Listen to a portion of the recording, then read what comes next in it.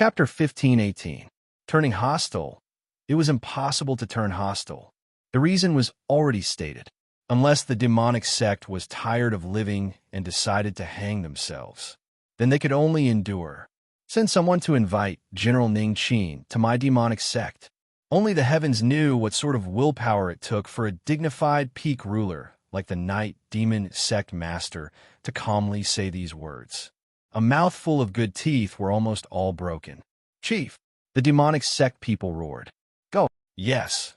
Within the Sky Demon Mountain range, grief and indignation soared to the heavens. Countless demonic sect cultivators had resentment in their eyes. From today onwards, the leader of the world's sects would no longer exist. So when Qin Yu stepped into the demonic sect, he was welcomed with countless icy gazes. Like arrows, they seemed to want to tear open countless holes in his body. Unfortunately, looks couldn't kill, and Qin Yu's mental fortitude was good.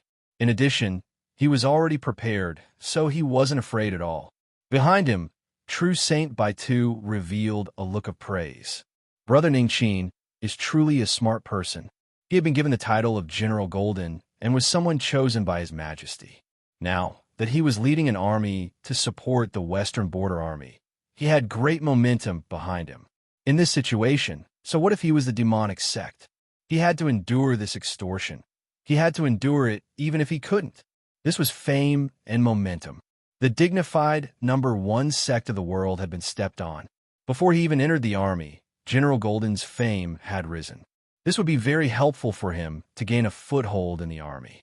It had to be known that there were many conflicts between the military and the sects in the early years. Brother Ning Qin's choice of starting point was truly wonderful. But the truth was that True Saint Baitu was overthinking things. Qin Yu's goal in coming here was only to see someone. In the demonic sect's main hall, a group of powerhouses had gathered. As the saying went, a starving camel was still bigger than a horse. The dignified #1 sect of the world had a strong background. There were over a dozen people at the ruler level. Among them was the Night Demon Sect Master, who was an extreme ruler. Pressure like the sea, Qin Yu stepped in and frowned. He swept his eyes over everyone. This is how the demonic sect treats its guests. He really wasn't afraid. Since he dared to come to the demonic sect to extort, he naturally had everything planned out. The Western Wasteland Imperial Army was powerful, and now he was the favorite of the great emperor. Even if the demonic faction ate up the courage of a leopard, they still wouldn't dare to do anything to him. Of course, he had already prepared for the worst-case scenario. With the palace lantern in hand, even if the demonic sect went crazy and turned hostile, he was confident that he could escape. Then, he mobilized the 100,000 soldiers on the airship and directly annihilated the Devil Sect. Once and for all, he had to cut the weeds and pull up the roots. The Night Demon Sect Master stood up. He said in a deep voice, General Ning Qin, I didn't think that after we parted in such a hurry, you would already be a great general of the army. Congratulations. Qin Yu said, Sect Master is too polite. Please have a seat. Qin Yu nodded. He walked to an empty seat in the hall and sat down. Night Demon Sect Master's eyes swept over True Saint Baitu and then over the 4 armored Imperial Palace guards behind Qin Yu. His expression became increasingly gloomy and sullen. He was a dignified peak ruler, but facing several Saint Juniors in front of him, his aura was actually suppressed. The Western Wasteland Imperial race had gone too far. Inviting Qin Yu here meant that he was prepared to lower his head. Since he had already decided, the Night Demon Sect Master didn't plan to delay any further. He directly said, My sect has already prepared resources to support the Imperial Army in their war with the Western barbarians. Qin Yu cupped his hands together. Sect Master is righteous. I will report this to His Majesty. The demonic faction is loyal to the Empire. As he spoke to hear, his eyes flashed. However, I have one more matter that I hope Sect Master will agree to. The Night Demon Sect Master had no expression. General, please speak. Qin Yu said, I have some matters that I would like to ask Miss Ru. I hope that Sect Master can invite her to come out and see me. In the hall, the atmosphere suddenly became heavy. The Night Demon Sect Master frowned. A cold light appeared in his eyes. General Ningqin, you should always leave some leeway. Don't go too far. A terrifying aura erupted, like a mountain crashing down. True Saint Bayou didn't know who Miss Ru was, but she seemed to have touched upon the demonic faction's reverse scale. But soon after, he coldly sneered, Sect Master, do you plan on attacking my general? He took out a command token and grasped it between his fingers. Do you believe that with a single command from me, the 100,000-strong army outside the mountain can raise the entire heavenly demon mountain range to the ground? Sect? Huh. Of course, they still thought that things were the same as they were in the past. If they dared to become enemies with the military, they would instantly turn over a new leaf. Chief, don't be impulsive. This is a misunderstanding, a misunderstanding. The people of the demonic faction were panic-stricken. That's right, they were indeed enraged before. They wanted to use their eyes to kill off all these bandits that broke into their sect. But now that they were serious, they were afraid. The situation was stronger than they were. An army of 100,000 could easily destroy the demonic faction. The Night Demon Sect Master trembled. He slammed his hand down on the armrest, and the chair beneath him instantly shattered. He angrily coughed and turned to leave. Behind him, True Saint Bayou coldly sneered. I ask that you quickly call for this Miss Ru. The army carries the Emperor's command token and cannot stay here for too long. Qin Yu sighed inwardly. It seemed that bringing True Saint Bayou with him was quite useful. At the same time, he understood just how strong the Western Desolate military was. Even the dignified Night Demon Sect Master, an extreme ruler powerhouse, had been forcefully suppressed. If they dared to resist, they would exterminate their entire sect. Although the demonic faction had admitted defeat, they would still hold a grudge in their hearts. This would intensify their resentment towards the imperial clans and the military. This was the unstable factor within the Western Desolate, and it was also a situation that Qin Yu was happy to see. Following that, everything proceeded smoothly. Qin Yu saw that Miss Ruru again. It had to be said that she was extremely beautiful and wouldn't be easily forgotten. But when Qin Yu saw her, he was still dazed for a moment. Oh, it really is her. It was like there was some kind of strength that was constantly wiping away the traces she left behind. Cough. With a light cough, Qin Yu said, Miss Ru, the reason I came to see you today is because I have something to ask. Across from him, the little girl's face was filled with fear. Her head was lowered and her body constantly shivered. This caused Qin Yu to feel a bit guilty before he even spoke. Do you remember Yi Wangu? Because of his death, I encountered some troubles. Is this related to you? She went straight to the point. Qin Yu stared at Miss Ruru. It was said that even if Mount Tai collapsed in front of them, one's expression shouldn't change, that one's mind was as steady as a boulder. Most of these were just empty words. Sudden, caught off guard, as long as one had a guilty conscience, they would inevitably reveal traces, whether more or less or not. If this matter was indeed related to her, then Qin Yu might have to do something cruel and merciless. Regarding the barbarians and the barbarian sovereign's identity, he absolutely could not reveal a single thing. No, it wasn't me. I didn't say anything. Her face was flustered as she constantly waved her hands. Qin Yu believed that she hadn't said anything, but no matter how he listened to her words, it seemed as if she really knew something. This caused Qin Yu to frown. A gloomy look appeared in his eyes. Don't kill me! With a loud scream, a terrifying strength broke out from her body. Space violently twisted, forming a terrifying tide. Qin Yu's complexion changed. Before he could respond, there was a loud bang as he was sent flying away.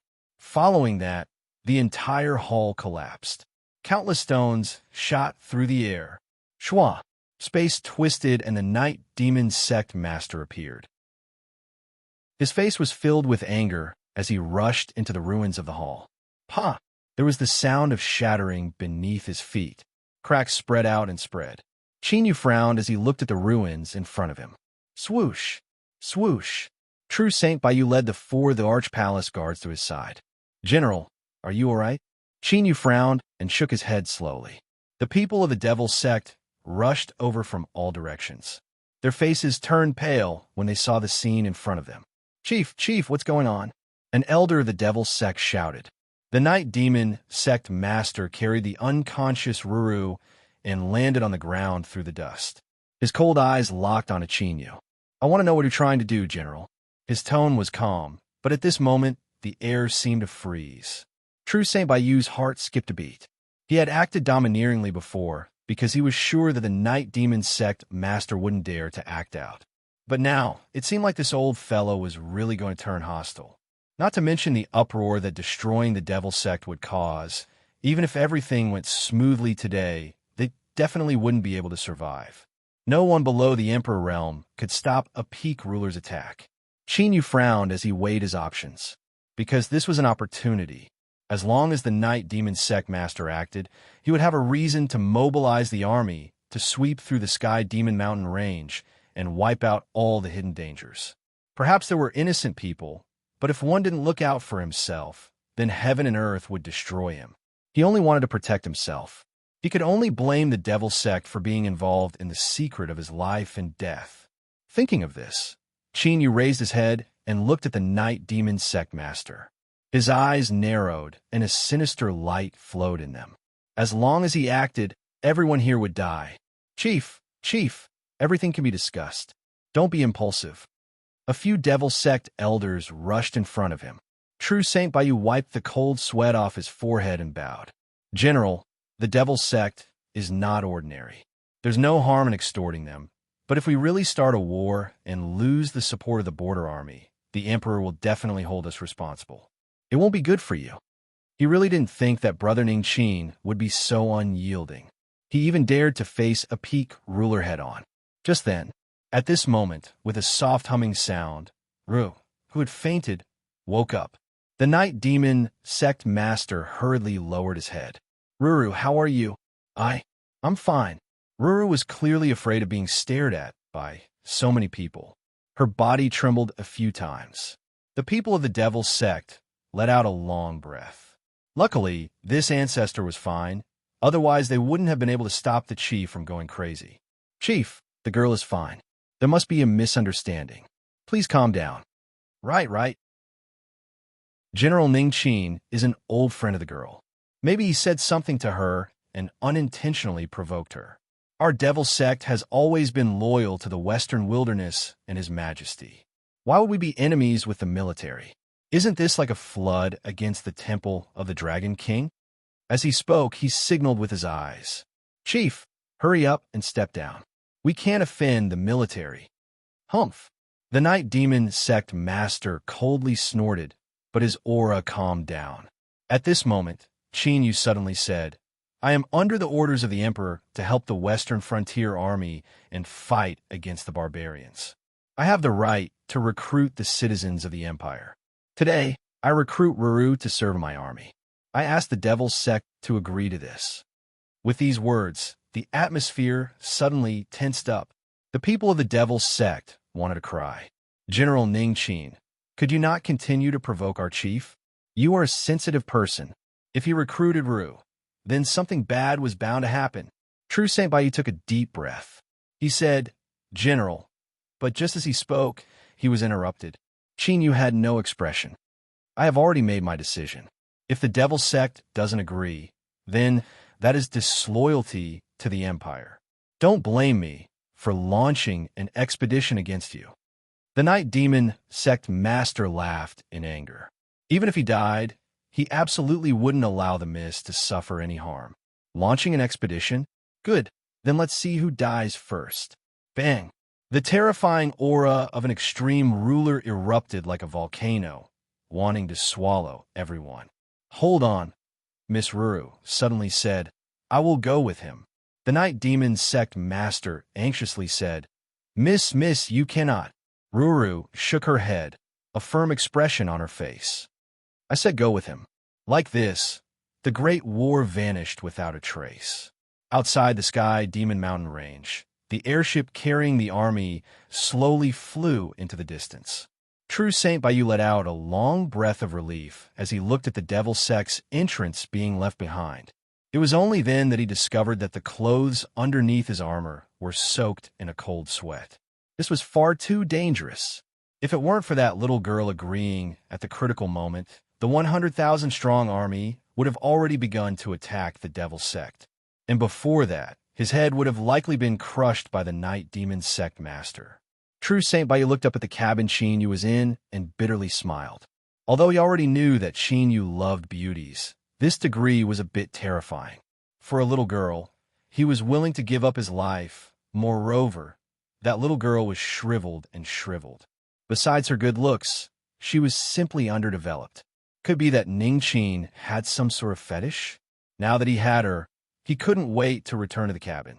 Then, the current situation was he couldn't think about it. That was too hot.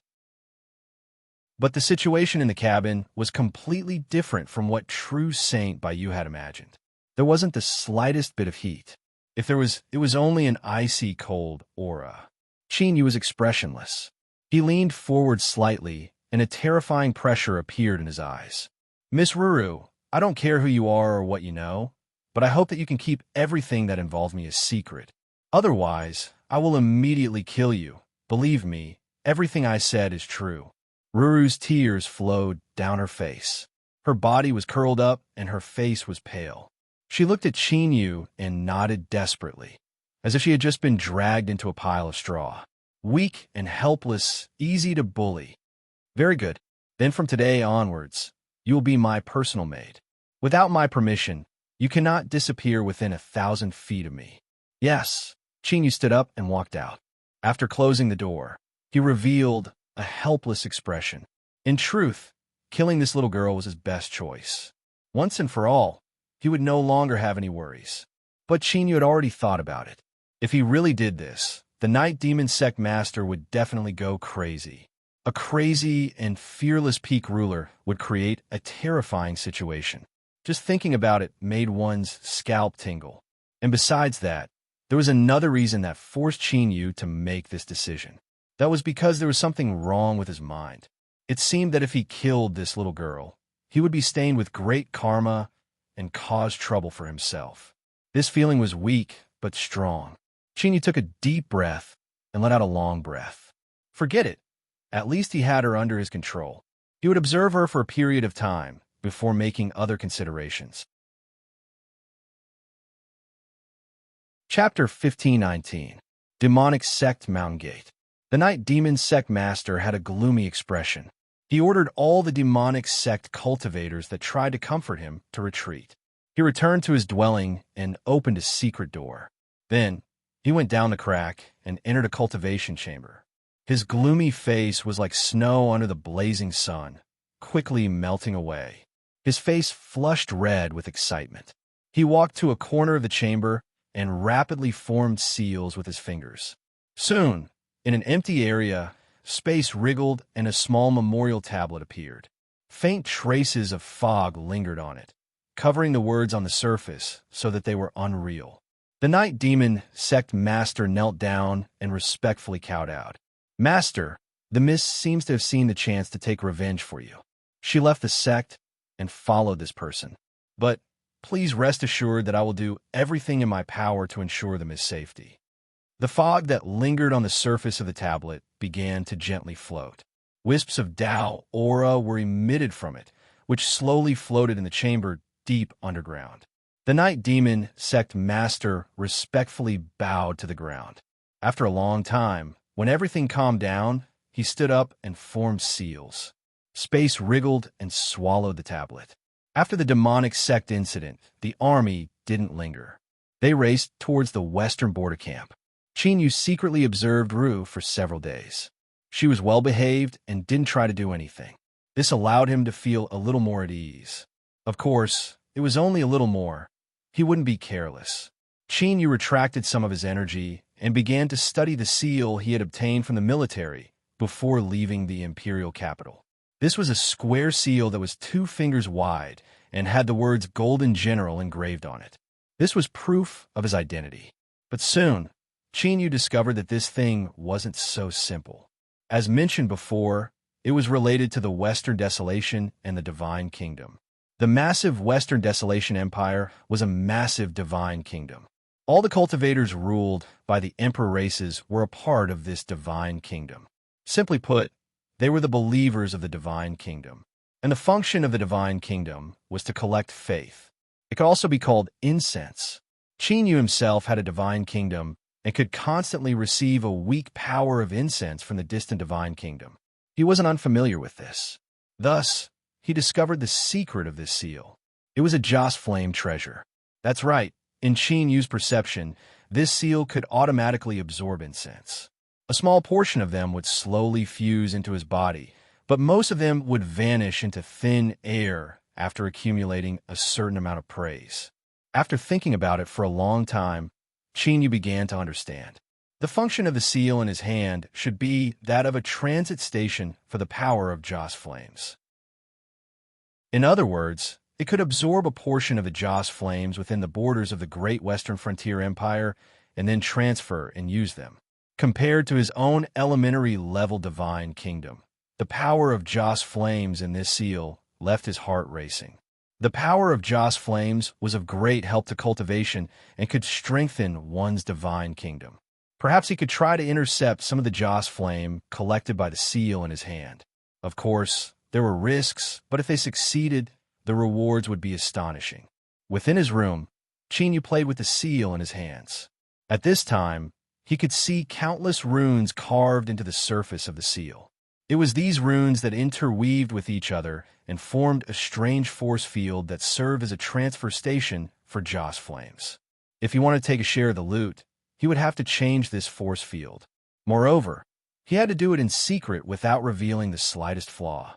Everything Chinyu knew about the divine kingdom came from the chicken overlord. Thinking for a moment, he reached out and snapped his fingers. Soon, with a flapping sound, the door was pushed open from the outside, and a furtive pair of small eyes appeared. As the eyes met Chinyu's, they immediately revealed an obedient and flattering expression. "Master, you called for me? Come in and speak." "Yes." The chicken overlord drilled its way in. Its current status was that of General Golden Wu's only beloved pet. Its status was extraordinary. At the very least, on this airship, everyone was in awe of it. At this time, the chicken overlord was wearing a small set of armor that had been gifted to it by true Saint Baisu. Ever since this fellow heard that the barbarians were savage and that the battlefield was extremely dangerous, it had worn the armor without ever taking it off. Chinyu frowned. It wasn't that he was dissatisfied with this fellow, but that it was a bit strange for a chicken to wear such exquisite armor. Whatever, it was just a minor matter. "Chicken overlord, what do you think of this seal?" The chicken overlord's eyes widened, a choking expression on its face. It thought that this evil star was good in all aspects, but his ability to name things was just too terrible. "Chicken overlord, what was this?" It was simply too pungent. Cough. "Master, I've thought about it. You can call me Little Chicken or Little Overlord. It's simple, smooth, and friendly." "I understand, Little Chicken Overlord." The chicken overlord cried. It rubbed its eyes and decided not to speak any further. Otherwise, who knew what sort of critical attack was waiting for it? "Master, this seal is a Joss flame treasure. The Western wilderness is quite rich. The cost to make this isn't low." A sharp light flashed in Chinyu's eyes. "You recognize this?" The chicken overlord said, "I heard from the white ape that this is a treasure that can only be refined when the divine kingdom is powerful to a certain degree. Its goal is to make it faster and more convenient to collect Joss flames." Then, did the white ape say how to absorb the power of Joss flames from treasure? The chicken overlord said, "It's simple. When the Joss flames accumulate to a certain degree, they will automatically transfer and fuse into the divine kingdom. There is no need to control them." Chinyu looked at it, not speaking. Was this fellow pretending to be stupid, or was it really confused? The chicken overlord shrunk its neck back, its eyes wide open. "Master, you shouldn't be thinking of—" "That's right, you've guessed correctly." The chicken overlord's legs buckled, and it nearly fell to the ground. It looked at Chinyu with shock. It really wanted to roar out loud. "Master, please don't play dumb, okay? You're a broken world cultivator. After coming to the desolate domain, In a short period of time, you suddenly have your current status. People should know how to be content with what they have. What are you messing around with? Do you think you can easily move the Joss flames within the seal?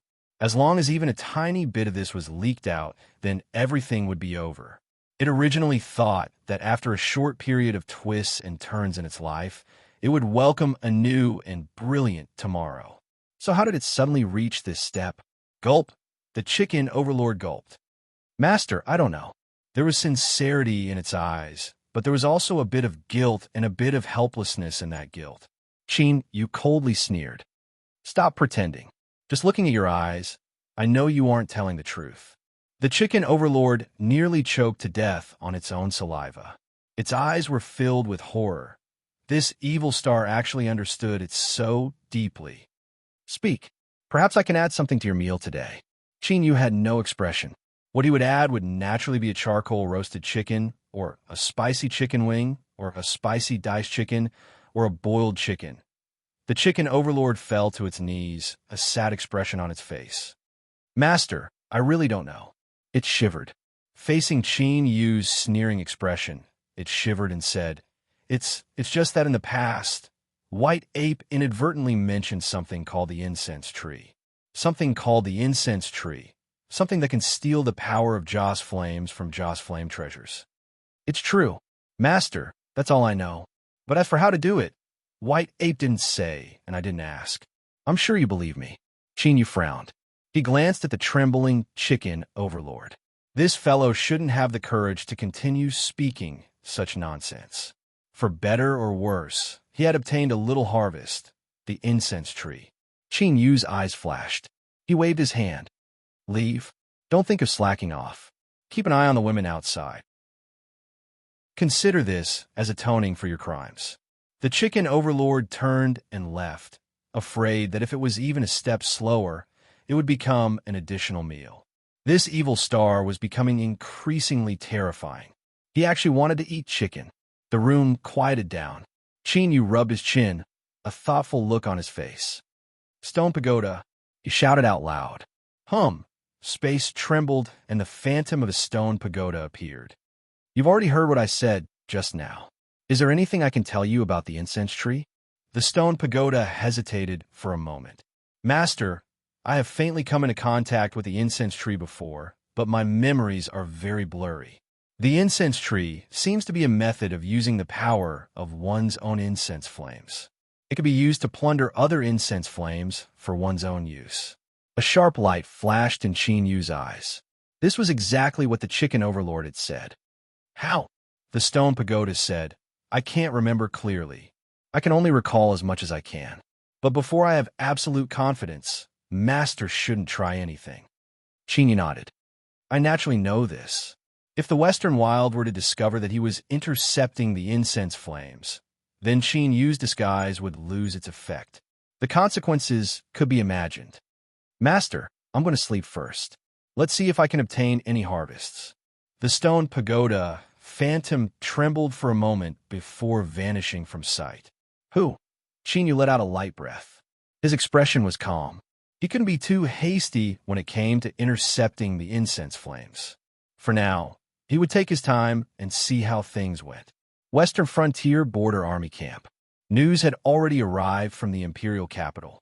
The newly promoted Golden General Ning Qin had sent 100,000 Blue River soldiers to reinforce the front lines. They would arrive soon. With his status as the Golden General and the commander of 100,000 soldiers, everything was obvious. His Majesty wanted Ning Qin to take control of a portion of the Western Frontier Border Army. A single stone stirred up 1,000 waves. No one wished to have their authority divided. Moreover, the will of the military and the authority of the emperor clans had always been in a faint confrontation. They were constantly probing each other and compromising. This was a natural resistance. General Wu, the reinforcements have passed through Mountain Pass. They will arrive by tomorrow at the latest. A counselor worriedly said. Everyone else couldn't help but frown. The commander of the Western Frontier Border Army, Wu Tongtian, was one of the top leaders of the military. He came from a family of hunters in the wilderness of the frontier and had been recognized and promoted by nobles. because of his outstanding merits. He had accumulated many years and been promoted step by step until he finally became a commander. He was one of the 4 great generals of the empire. He was of medium stature, but he didn't seem angry at all. He faintly smiled. I naturally have to follow His Majesty's will. As a commander of the Western Frontier Border Army, he had to take the lead in expressing his attitude. The Emperor clans could allow this, but the military had its own will. Even so, they would never allow a commander of the Border Army to openly disobey His Majesty. The counselor's eyebrows furrowed even tighter. But Commander Wu's letter, Wu Tontian waved his hand, interrupting him. I will explain this. Pass down the order that no one is to act rashly. Make preparations to arrange for reinforcements. Yes, Commander. In the tent, everyone bowed and left in a single file. Soon, Commander Wu's attitude spread throughout the camp. Chapter 1520. Marshal Wu, you have a good plan. A sneer sounded in the tent. Yi Sang put down the wine glass, and with a bang, it exploded into pieces. Great General, watch your words. Below him, a general smiled bitterly. Umph. The number 2 general of the Western Border Army coldly snorted. Since this general dares to say it, I'm not afraid of Marshal Wu finding out. His cousin's letter had long been delivered to the army, and he had read the contents. Although it didn't say anything directly, it made his stance clear. When Wu Shuai did this, he did not put the Yi family in his eyes. Wu Shuai couldn't say anything even if his grumbles reached his ears. The general smiled bitterly. Grand General, let's think about what we should do now. Reinforcements will pass through the Shanghai Pass and arrive in the blink of an eye. Yi Sangdu stood up and waved his hand in annoyance. These people in the border army have all left bloody footprints with each step. They've charged through mountains of corpses and seas of blood to get to where they are today. No one would be willing to have their powers seized by others. Even if it is His Majesty's will, there will be resistance. What made him angry was that Wu Shuai had actually cowered, so he could only rush to the front. Whether it was the prestige of the Yi family or the will of his cousin Fighting Tiger, he had no other choice. He took a deep breath. Go, send someone to invite Jiang Chengzi over. Tell him that I have an urgent military matter to discuss with him. The Sky-bearing Monarch's plan was already laid out in the open. If Ning Qin wanted to gain a foothold in the border army, he would need help. Jiang Chengzi was the key.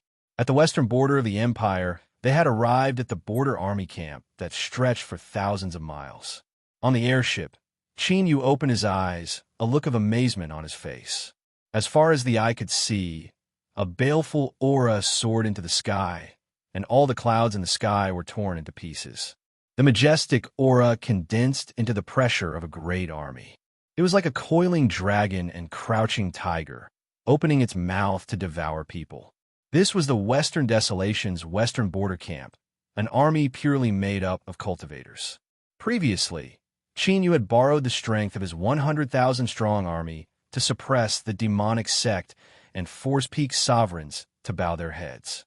At this moment, there were more than 1 million soldiers in front of him, and it was appropriate to say that they were filled with an imposing aura.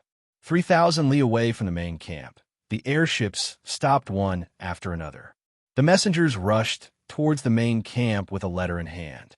This was the rule of the army, and it was also out of respect for the military commander who had been in charge of the Western Border Army for many years and had great prestige. General Wu Shuai was born into a family of hunters at the border. He obtained his current position by fighting on the battlefield. Of course, the merits on the battlefield are one thing, and the capital also needs to have nobles to speak up. After all, the position of Commander-in-Chief of the Western Great Border Army is not something an ordinary person can take. True Saint Baiyu said in a low voice. Qin Yu frowned. Successor Yi family? True Sage Baitu nodded. That's right. But the general doesn't need to worry too much. It's precisely because of Marshal Wu's high position and authority that some things can't be done too obviously. After a slight hesitation, he continued, Jiang Chengzi, Uncle Jiang, you have met him before. He is an old general in the Western Border Army. Although he is only ranked 4th, He has a deep foundation in the army. My uncle has already sent a letter to him, and I believe he can help you integrate into the border army as soon as possible." Qin Yu nodded, but he didn't relax. It wasn't convenient for Wu Shuai to do some things, but as long as he passed on a bit of his attitude, there were many things that he didn't need to do. To him, opening up the military situation as soon as possible was also a test. But in this matter, Qin Yu was in a passive position. He could only react according to the situation and act accordingly. The messenger officer returned. According to the directions of the border army, he stopped outside a camp. "General Golden Ning Qin, Marshal Wu is currently holding an urgent military meeting with several great generals. Please rest in the camp and wait for Marshal Wu to summon you." The young border army general's face was covered with traces of wind and frost. He bowed, and without waiting for Qin Yu to reply, he turned and left. This scene caused the many generals that stepped off the airship. Their complexions changed. In terms of military rank, this young border army general was at least 7 or 8 ranks lower than General Golden Ning. If he didn't have a backer behind him, would he dare to be so rude? It seemed that this newly promoted General Golden Ning situation wasn't too good. The several generals that had come to ask Qin Yu for instructions turned and hurried away, commanding their subordinates to set up camp. True Saint Baitu's complexion darkened. He clenched his teeth and said, "General, rest assured. You have a noble status, and you also came here on the orders of the Emperor. They won't dare to be too insolent." Qin Yu had a calm expression. "Let's go. Let's settle down first." A simple cold shoulder was enough to establish his dominance. Wu Shuai had made it clear that he didn't like this newcomer that had dropped in from the imperial capital. With Wu Shuai's prestige and status, the difficulty for Qin Yu to integrate into the border army would instantly increase by countless times. Great tent. Several great generals bowed and drew back. Wu Shuai drank a mouthful of hot tea and leaned back in his chair. He rubbed his face until it flushed red. "Have the reinforcements arrived?" "Yes, everything has been arranged." "How did General Golden Ning perform?" A strange expression appeared on the counselor's face. He was very quiet. A sharp light flashed in Wu Shuai's eyes, and he smiled. He had become famous overnight and received a high position. Now that he had come here on the orders of the Emperor, he actually didn't respond at all. This was a smart person, and a smart person was undoubtedly easier to get along with. Between His Majesty and the Empress Yi family, Wu Shuai didn't want to make a choice. He also couldn't do that. If he maintained a slightly biased attitude and maintained a basic balance, that would be good for everyone. His thoughts raced, and Wu Shuai changed his mind. He lightly said, "It's too late today. Tomorrow morning, General Golden Ning, please come to the commander's tent." "Yes, Commander." In the army, there was no distinction between day and night. The army maintained a posture that was ready to go at any time. Although this place was still some distance away from the front lines, one could still feel the fluctuations of fighting coming from time to time. It was filled with cruelty and slaughter. But Qin Yu had rested well. Based on what he had learned, he carefully analyzed the current situation. If he wanted to open up the situation and gain a foothold in the border army, it would be difficult to do so through normal means. There would be many people willing to set up obstacles for him, making it difficult for this chess piece of the Emperor clan to make every step he took. Even if they didn't disobey His Majesty's will, that didn't stop them from letting His Majesty see that his decision was wrong. So, opening up a strange path was likely Qin Yu's only chance. But he had to wait. In particular, Qin Yu didn't know the true situation within the Western Frontier Border Army. He would at most believe 30% of the information he heard. The rest would have to be grasped by himself. "General Golden Ning Qin, Wu Shuai invites you." A shout sounded out from outside the tent. Qin Yu left the tent and waved his hand to stop the indignant True Saint Baiyu. He said, "Lead the way." The young general's eyebrows arched up. The coldness on his face faded. He bowed and left. "General, you have gone too far. With your rank, this young general," Qin Yu interrupted True Saint Baiyu. He lightly said, "Wait for me to return." Today's young general was the same person as yesterday's young general. Qin Yu didn't know who he was, but for him to be so arrogant, his status must be extraordinary. His guess was soon answered. This young general was a guard of the commander's tent. In other words, he was one of Wu Shuai's people. Thinking about it, this wasn't strange. If it weren't for Wu Shuai expressing his stance, no one would have dared to be so insolent. The commander's tent was massive. It was like a moving hall. Show! The guards were tight. At the very least, at this moment, you could sense at least 7 divine senses locking onto his body. Sharp and cryptic, 2 of them were at the peak of the ruler realm. The military truly had as many powerhouses as clouds. No wonder they had the confidence to stand up to the emperor clans. The young general stopped. He said in a low voice, "Reporting to commander, General Golden Ningqin has arrived." Several breaths of time later, a person walked out from the commander's tent. His expression was calm, and his eyes were bright. From his clothes, he seemed to be a counselor. He smiled and bowed. "General Golden Ning, commander requests your presence." Qin nodded. He cupped his hands together. "I'll have to trouble you." He stepped into the commander's tent. The situation in the tent was different from what Qin imagined. But even though there were many people, he immediately found the main character. Wu Shuai. It wasn't just because he sat in the center of the commander's seat, but also because of his intimidating aura. His aura was awe-inspiring, like a lion or tiger occupying the summit of a mountain, suppressing the world. At this time, his eyes fell, covering Qin. A sharp light flashed in their depths. Like a bolt of lightning tearing through the clouds, it instantly pierced through the vast skies. Qin felt as if he had been completely seen through. His heart chilled. He suppressed his restlessness and took several steps forward. He bowed. "General Golden Ningqin greets Commander Wu." The slightly noisy commander's tent quieted down as he spoke. Eyes gathered on him. Within the icy coldness, there was a deep pressure.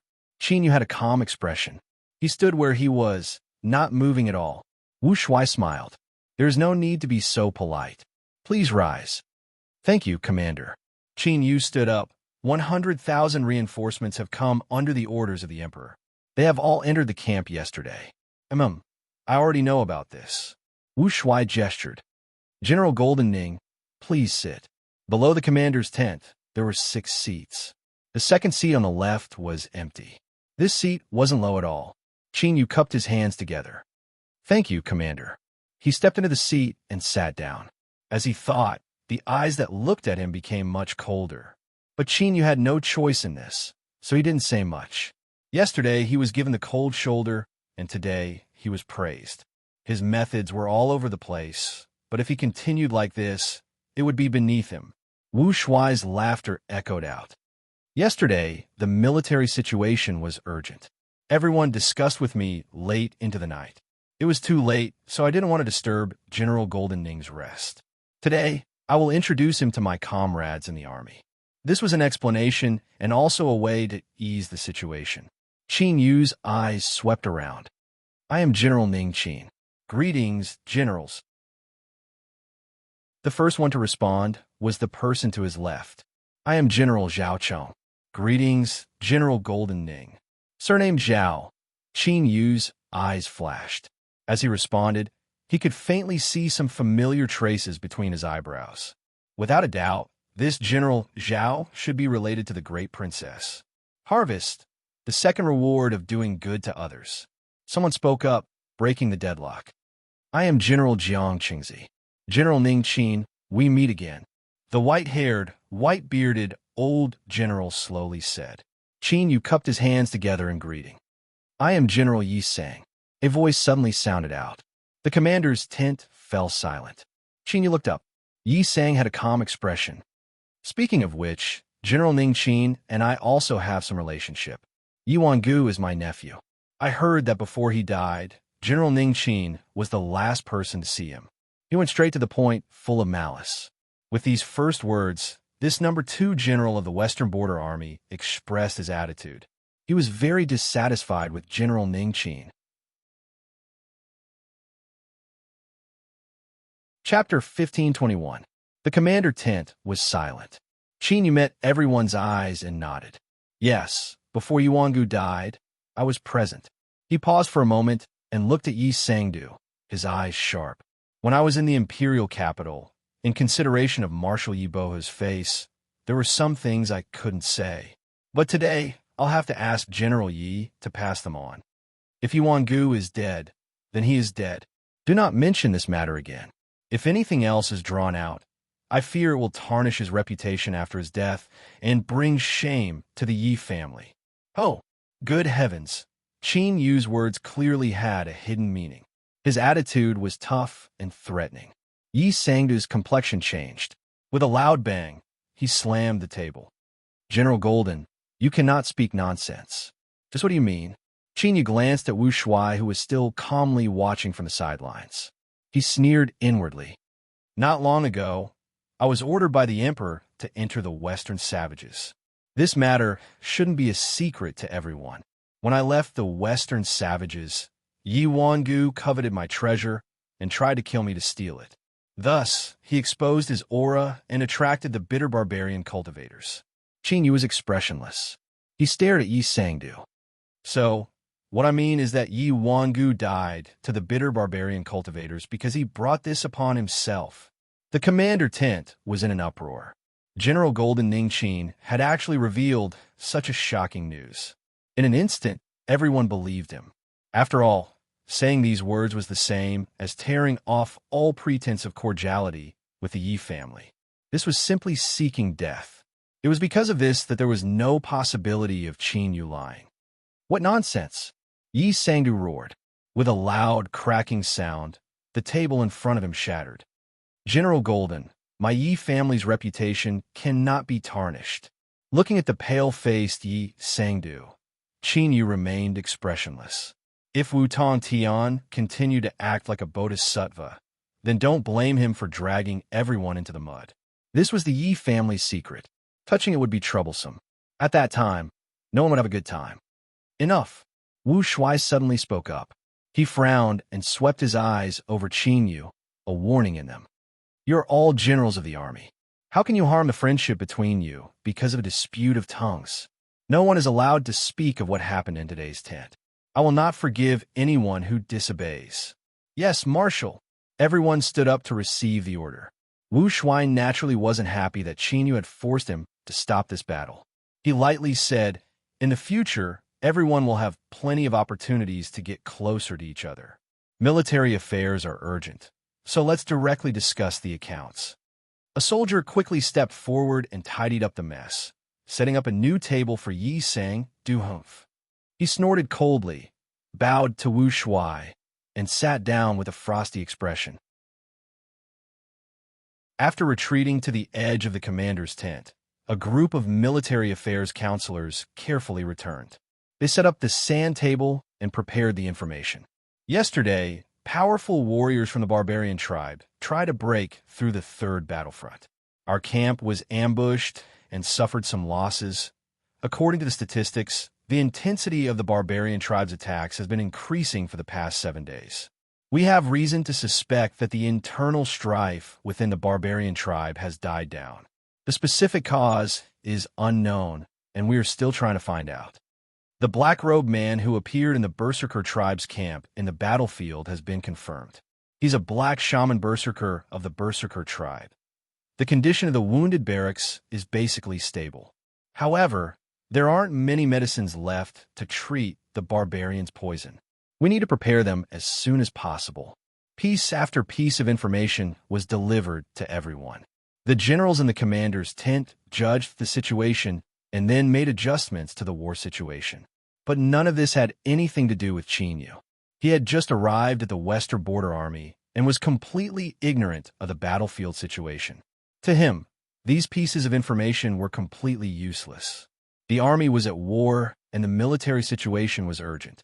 The commander's tent became busy and no one bothered with General Jin Wu, who had appeared out of nowhere from the imperial capital. Qin Yu was like an invisible person. As everyone began to discuss, this feeling became increasingly clear.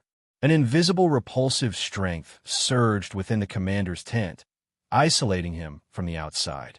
If it were anyone else, they feared they would feel uneasy, embarrassed, or annoyed. But Qin Yu didn't. He had already prepared himself. What was happening in front of him wasn't anything at all. At the very least, he was still sitting in the commander's tent. As long as he didn't want to leave, no one could make him leave. Night fell, and the camp was brightly lit. There were people coming in and out of the commander's tent from time to time. The handling of military affairs had finally come to an end. Wu Shuai ordered some people to serve tea. After moistening his throat, he finally thought of Qin Yu.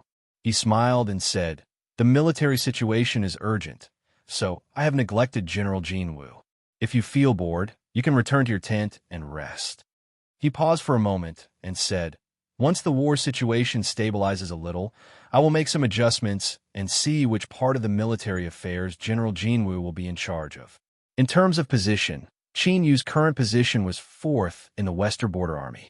He had occupied Jiang Chengzi's previous position, giving the Western Wasteland Great Emperor enough face. But this position was just an empty shell without any real power. After delaying for a while and waiting for the war situation to ease, Qin Yu could be casually sent to some corner to eat dirt. This would be enough to make him a laughingstock in the border army. For a general to rush to the border army to end up sitting on a cold bench, this was a sign of incompetence. Wu Shuai stood up. "Leave. According to the plan, we will launch a counterattack tomorrow. Have the barbarians return to where they belong." "Yes, Wu Shuai." The generals all stood up. "Hold on." Qin Yu suddenly spoke up. Facing Wu Shuai's sharp gaze, he cupped his hands together and bowed. "I don't understand the current state of the war, so it's not good for me to intervene. But His Majesty has ordered me to lead the army to the western border, so it's not good for me to just hide in my tent and enjoy my leisure. Ning Qin earnestly requests Great Commander to temporarily hold the position of a counselor in the army so that I can participate in the daily military accounts. This is also in preparation for my future arrangements. I ask for Great Commander's permission. Neither servile nor overbearing, polite and courteous. By bringing up the Western Wasteland Great Emperor, he was also giving Wu Shuai face. The dignified General Jin Wu, on the surface, was the 4th highest authority in the border army. He didn't participate in actual military affairs and only needed the position of a counselor to participate in the accounts. If he rejected this, it would be too excessive. Although the western border was far away, it was still under the attention of the imperial capital. His Majesty would not be happy. Wu Shuai nodded. "Good, then let's do it like this." The generals left the tent. A cold snort sounded out in Qin Yu's ears. He looked up at Yi Sang. He approached and lowered his voice. "Ning Qin, there are some things you should have been warned about. It is best not to speak about them." Qin Yu said, "If no one forces me, I naturally won't say anything. After all, if I stir up trouble, it won't be easy for anyone to clean up." Yi Sang turned and left. Looking at his back, Qin Yu frowned. Today, it seemed as if he had easily broken through this Yi family general's difficulties. But the truth was that Qin Yu had used the Yi family's secret to force Wu Shuai to appear. This had already left him unhappy, and Wu Shuai's attitude was undoubtedly the key to whether or not Qin Yu could stand firm in the army. This Yi family general might have already calculated this point. With a small loss of face, he had created a difficult situation for Qin Yu. What good plan? "General Jin Wu, I still have military orders to carry out, so I won't speak with you any further. In the future, you and I will be closer." Chen Xiling faintly smiled. He cupped his hands together and left. Although he seemed polite, he was actually distant. It had to be known that providing help in the hour of need was always better than adding flowers to embroidery. Qin Yu was currently in a difficult situation. If he really wanted to befriend him, he wouldn't have this sort of attitude right now. This person was unreliable. Jiangcheng Zi straightened his back. In the Western Border Army, he was an old general who had walked step by step to where he was today. His prestige was extremely high, and he had countless trusted aides. If he had his help, Qin Yu would be much more relaxed. But today in the commander's tent, besides the greetings at the start, he hadn't said a single word. Something seemed to have gone wrong with the Skyrise Monarch's plans. Qin Yu didn't know what had happened, but the only external force he could rely on had most likely failed. Returning to the tent, True Saint Baiyu anxiously welcomed him.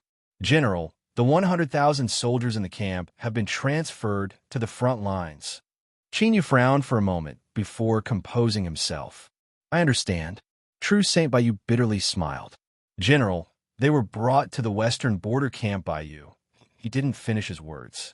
Originally, these 100,000 soldiers were the foundation that His Majesty had given them. But now, before they could do anything, they had been removed. This was the same as removing the firewood from the bottom of the cauldron. It had directly cut off Qin Yu's foundation. With no soldiers under his command, how could he have a place in the army? Qin Yu said, "This is Wu Shuai's will." Today, Wu Shuai had invited him into the commander's tent and had transferred the entire army, leaving him without a single person under his command. It seemed that Wu Shuai was indeed dissatisfied with his actions. True Saint Baiyu took a deep breath. General, I will go now and pay a visit to Uncle Jiang. Qin Yu didn't stop him. He watched as True Saint Baiyu left the tent, his expression calm. He wasn't optimistic about the results of True Saint Baiyu's trip.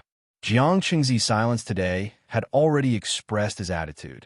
Towards Qin Yu, he maintained a neutral attitude. He wouldn't suppress him, but he wouldn't help him either. In truth, the current situation wasn't friendly to Qin Yu. If he wanted to turn things around, he couldn't even see an 80% chance of success. If he couldn't turn things around, the imperial capital would surely be disappointed. This wasn't beneficial to Qin Yu's future plans. He needed to borrow strength from the western wilderness. The only good news was that Wu Shuai still cared about face and didn't stop Qin Yu from attending military affairs. He had the qualifications to attend the meeting. What he needed to do was wait for a turning point to appear and blaze a new path to break out of this situation. True Saint Baiyu hadn't returned for the entire night, but Qin Yu wasn't worried about his safety. Even without Jiang Qingzi, there shouldn't be anyone who wanted to offend the sky-bearing heavenly king. After tidying himself up and putting on his armor, he went straight to the commander's tent. General Jean. Outside the commander's tent, the weather-beaten young general frowned. At sunrise, the commander's tent meeting will be held on time. You came late. Qin Yu said, I will pay attention next time. He looked up at him and arched an eyebrow. Did Wu Shuai order me not to enter the tent? The young general's complexion changed. He coldly snorted and drew back. Qin Yu didn't bother to lower himself to his level. He stepped into the commander's tent. The meeting had already begun. The one speaking was Yi Sangdu. As he saw Qin Yu enter, he only glanced at him but didn't stop speaking. Qin Yu bowed to Wu Tongtian and sat down to listen. The so-called military counselor was a general term for those who assisted with military affairs. But Qin Yu didn't have any specific responsibilities in his hands. When he participated in the meeting, he could only bring his ears. He didn't have a chance to speak. As night fell, Qin Ning left the commander's tent. He looked up at the starry skies above his head. This time, no one spoke to him. Chen Xiling only nodded and hurried away. Qin Yu's lips curved up, and he turned to leave. True Saint Baiyu returned. He had an awkward expression as he saw Qin Yu. General. Before he could speak, he was interrupted. Qin Yu said, I believe Jiang Qingzi must have his own difficulties. I can understand. True Saint Baiyu let out a long breath. Thank you for your understanding, General. But what should we do next? He had been sent by his uncle to follow Ning Qin into the army. The two of them shared weal and woe. If Ning Qin's performance was outstanding, he would receive credit for it. Otherwise, he would also be implicated.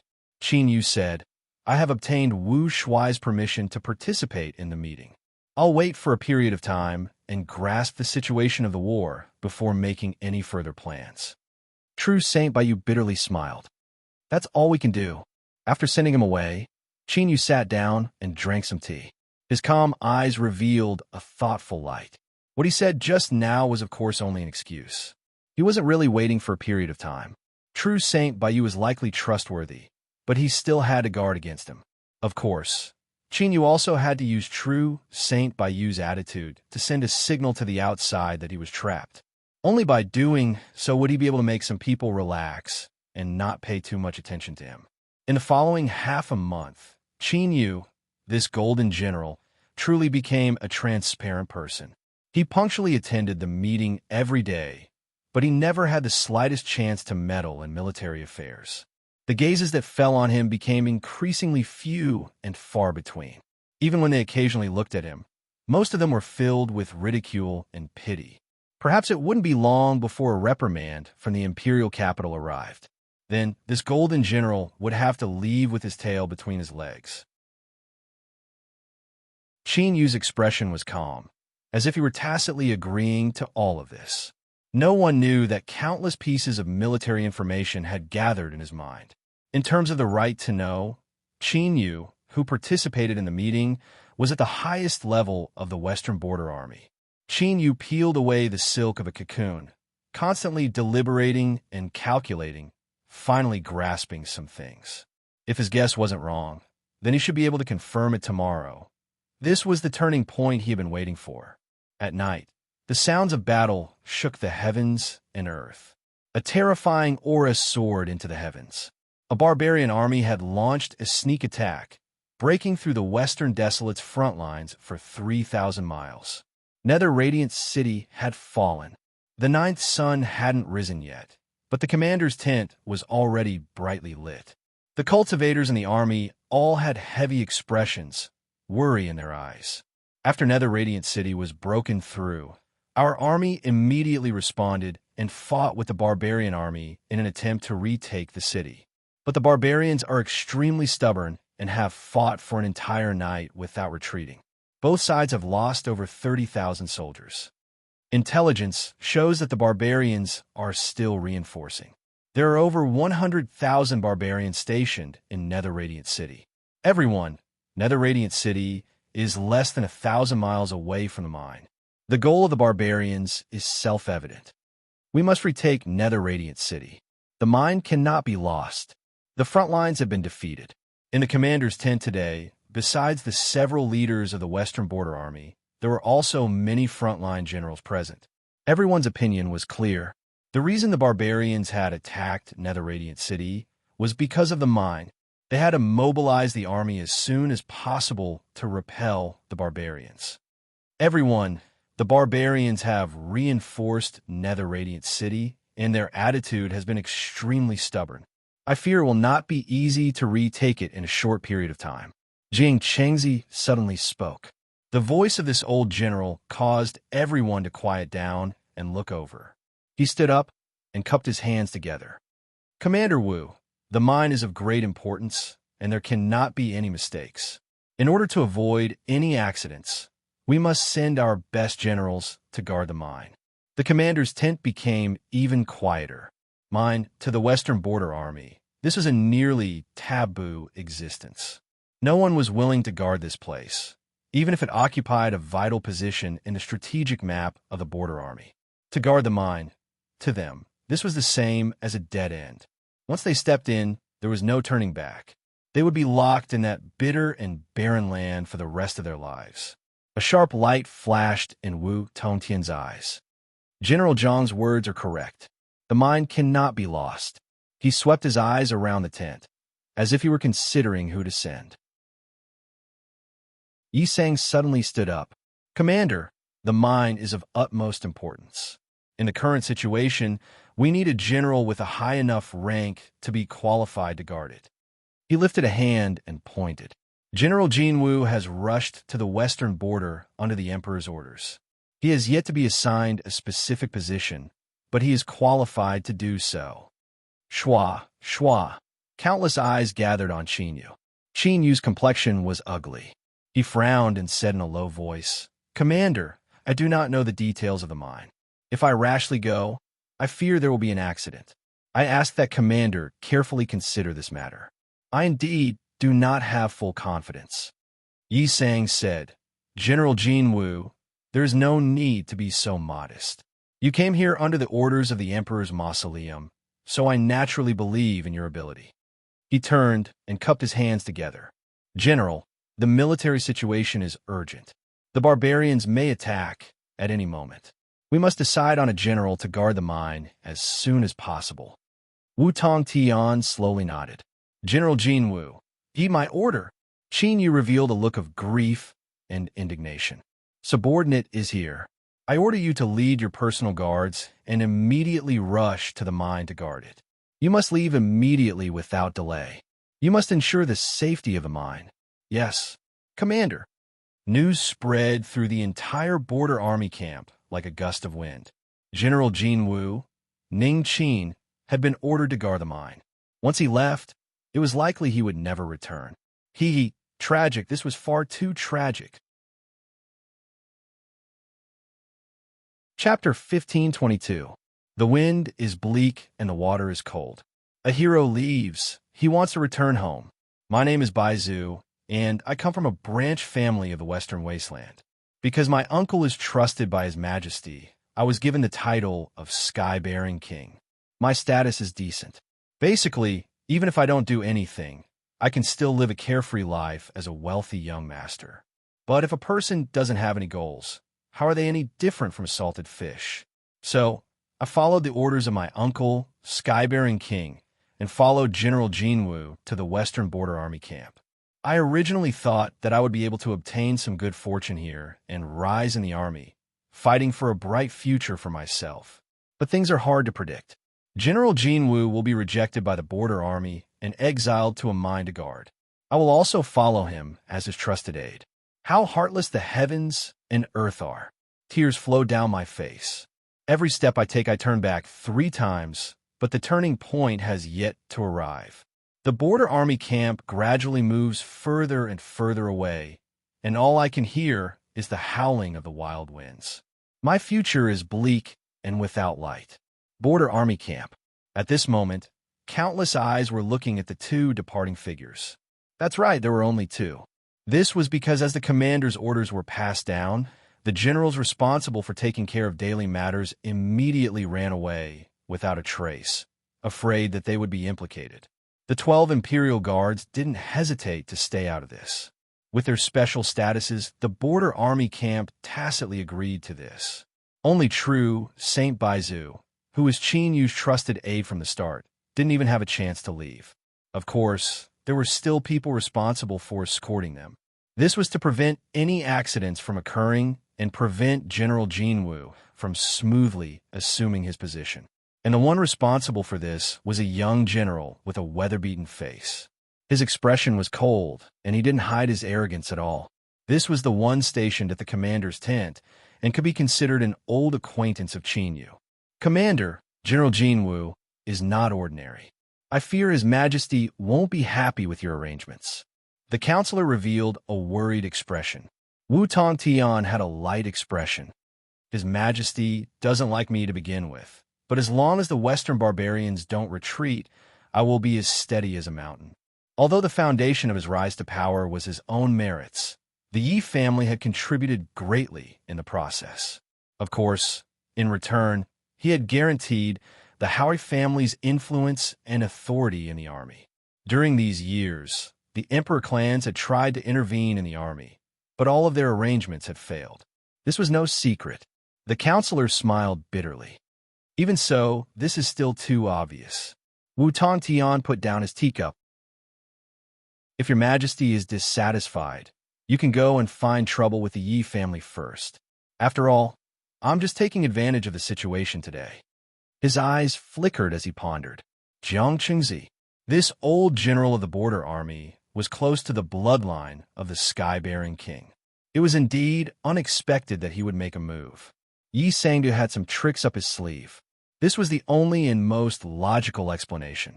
Congratulations, great general. You have banished General Jin Wu and exiled him to guard the mines. From now on, he will never be able to rise again. His subordinates congratulated him loudly. The corners of Yi Sangdu's mouth curled up, revealing a pleased expression. Of course, he believed that all of this was due to his own scheming. Since Jiang Qingzi was so smart, he would definitely give him some benefits in the future. As for the possible consequences of this matter, Humph, His Majesty in the Imperial Palace would soon be embroiled in trouble and would not have the energy to find trouble with him. What's more, the dignified House of Yi was one of the 2 great forces in the army. It was not a force that could be touched casually. Even the emperor clans had to show them a certain amount of respect. This was the balance obtained after countless conflicts and compromises between the military and the emperor over the endless years. After entering the mines, Ning Qin's future path would be severed. After a period of time, he would gradually be forgotten by others, and then he would be able to find a chance to make a move. Yi Sang understood his cousin's intentions. Ning Qin, on the other hand, Ning Qin would definitely die. Jiang Qingzi had a solemn expression. He stood at the entrance of the tent, looking into the distance with a calm expression. General, this subordinate cannot understand this matter. Behind him, a lieutenant furrowed his eyebrows. Jiang Qingzi waved his hand. I have my own reasons. There is no need to speak further. Yes, the lieutenant bitterly smiled. But soon, the day of the letter will arrive. How should we explain this to the sky-bearing king? His highly regarded nephew had been sent into the mines by his own general. Although this was only a side effect, this was still the truth. How could the sky-bearing king not be angry? Jiang Qingzi said, I will write the letter. There is no need for you to worry about it. You may leave. This subordinate bids his farewells. The lieutenant turned and left, his face full of confusion. Yi Sang-do indeed had some information that could be used against the general in the past. However, this was not enough to make the general, who had always acted calmly and with a sense of propriety, suddenly make such an abnormal move. There must be another reason. As the footsteps faded away, the surroundings quietened down. Jiang Qingzi took a deep breath and slowly exhaled. He shook his head, and a bitter smile appeared on his face. In truth, he did not know why Ning Qin made such a request. Moreover, he had brought up His Majesty and the sky-bearing king, so he had no choice but to agree. However, there was one thing that could be confirmed. Ning Qin was the one who led them to the mines. In other words, everyone in the camp today was wrong. The future might not be as they had imagined. Who knew what would happen? But what was Ning Qin planning to do? The young general, who did not speak or smile and had traces of hardships on his face, brought along a group of subordinates who also had an ice-cold temperament and were clearly keeping people at arm's length. This caused the air pressure in the group to be extremely low, and even breathing became extremely difficult. In the carriage, True Divine Bayou's face was slightly pale. He barely managed to maintain his calm. General, you have a plan, right? You must have one. Qin Yu glanced at him. True Divine Bayou was about to cry. Brother Ning Qin, my general, please don't be so stubborn. We cannot go to the mines. We absolutely cannot go there. Otherwise, you and I will be finished in the future. Qin Yu said, the commander has already given the order. Unless we disobey it, we have no other choice. He paused for a moment and continued to say, as for the consequences of disobeying orders, I don't need to tell you. I believe that there are many people in the camp waiting for us to do this. True Divine Bayou's body shook. He understood Qin Yu's meaning. Disobeying the commander's order was tantamount to rebelling. At that time, all they needed to do was send out a single order, and an army would arrive and turn them into mincemeat. True Divine Bayou didn't doubt the terrifying strength of the Empire's army. His eyes widened and his face turned blank. Then we will accept our fate. I want to go home. Qin Yu closed his eyes. He could understand the despair in True Divine Bayou's heart. Mind's information about this place surged into his mind like a tide. Although it was called a mine, the truth was that it wasn't accurate. Strictly speaking, this place was a massive mineral mining area. The products here could be used to forge all sorts of military equipment and make up for the endless losses on the battlefield. It was an important area where military resources were stored. According to common sense, being stationed in such an important area of military supplies was a lucrative job. Not to mention some private transactions, just the benefits offered by various parties was enough to make one's mouth drip with oil. After all, who wouldn't want more military supplies, and the better the quality? There were other reasons why the mines had become a place that everyone avoided and was a taboo existence in the Western Border Army. A long time ago, this mineral-rich area was ruled by the barbarians. But in a great war, it was occupied by the Empire's army. As for the specific details of that war, Qin had already used his status as a counselor to look them up. It wasn't exaggeration to call it a meat grinder. The Western Wilderness and Western barbarians had lost at least 1 million people in this area. It could be said that in this massive mining area, every inch of soil, every piece of ore was stained with blood. There were even 2 peak sovereigns who perished together with a barbarian tribe grand shaman. And the change in the fate of the mines was related to this. Before the barbarian shaman died, he used the terrifying deaths of millions on both sides to display the barbarian curse. This place was ominous. The aura of the barbarians shrouded this area, and any human cultivator that stepped into this area would be corroded by this aura.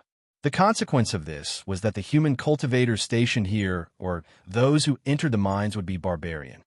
Their bloodline would no longer be pure, and they would become half human and half barbarian. They would become an alien species that both sides rejected. Besides the first batch of people who fought for the qualifications to station in the mines, when the barbarian curse erupted, this place became a plague that everyone avoided. Abandon? Of course they couldn't. The Western Wilderness had suffered countless casualties and consumed countless war resources in order to seize this area. This was all in order to forge military supplies here and reduce the loss of resources to the empire. Mining had to be carried out, and there had to be a garrison.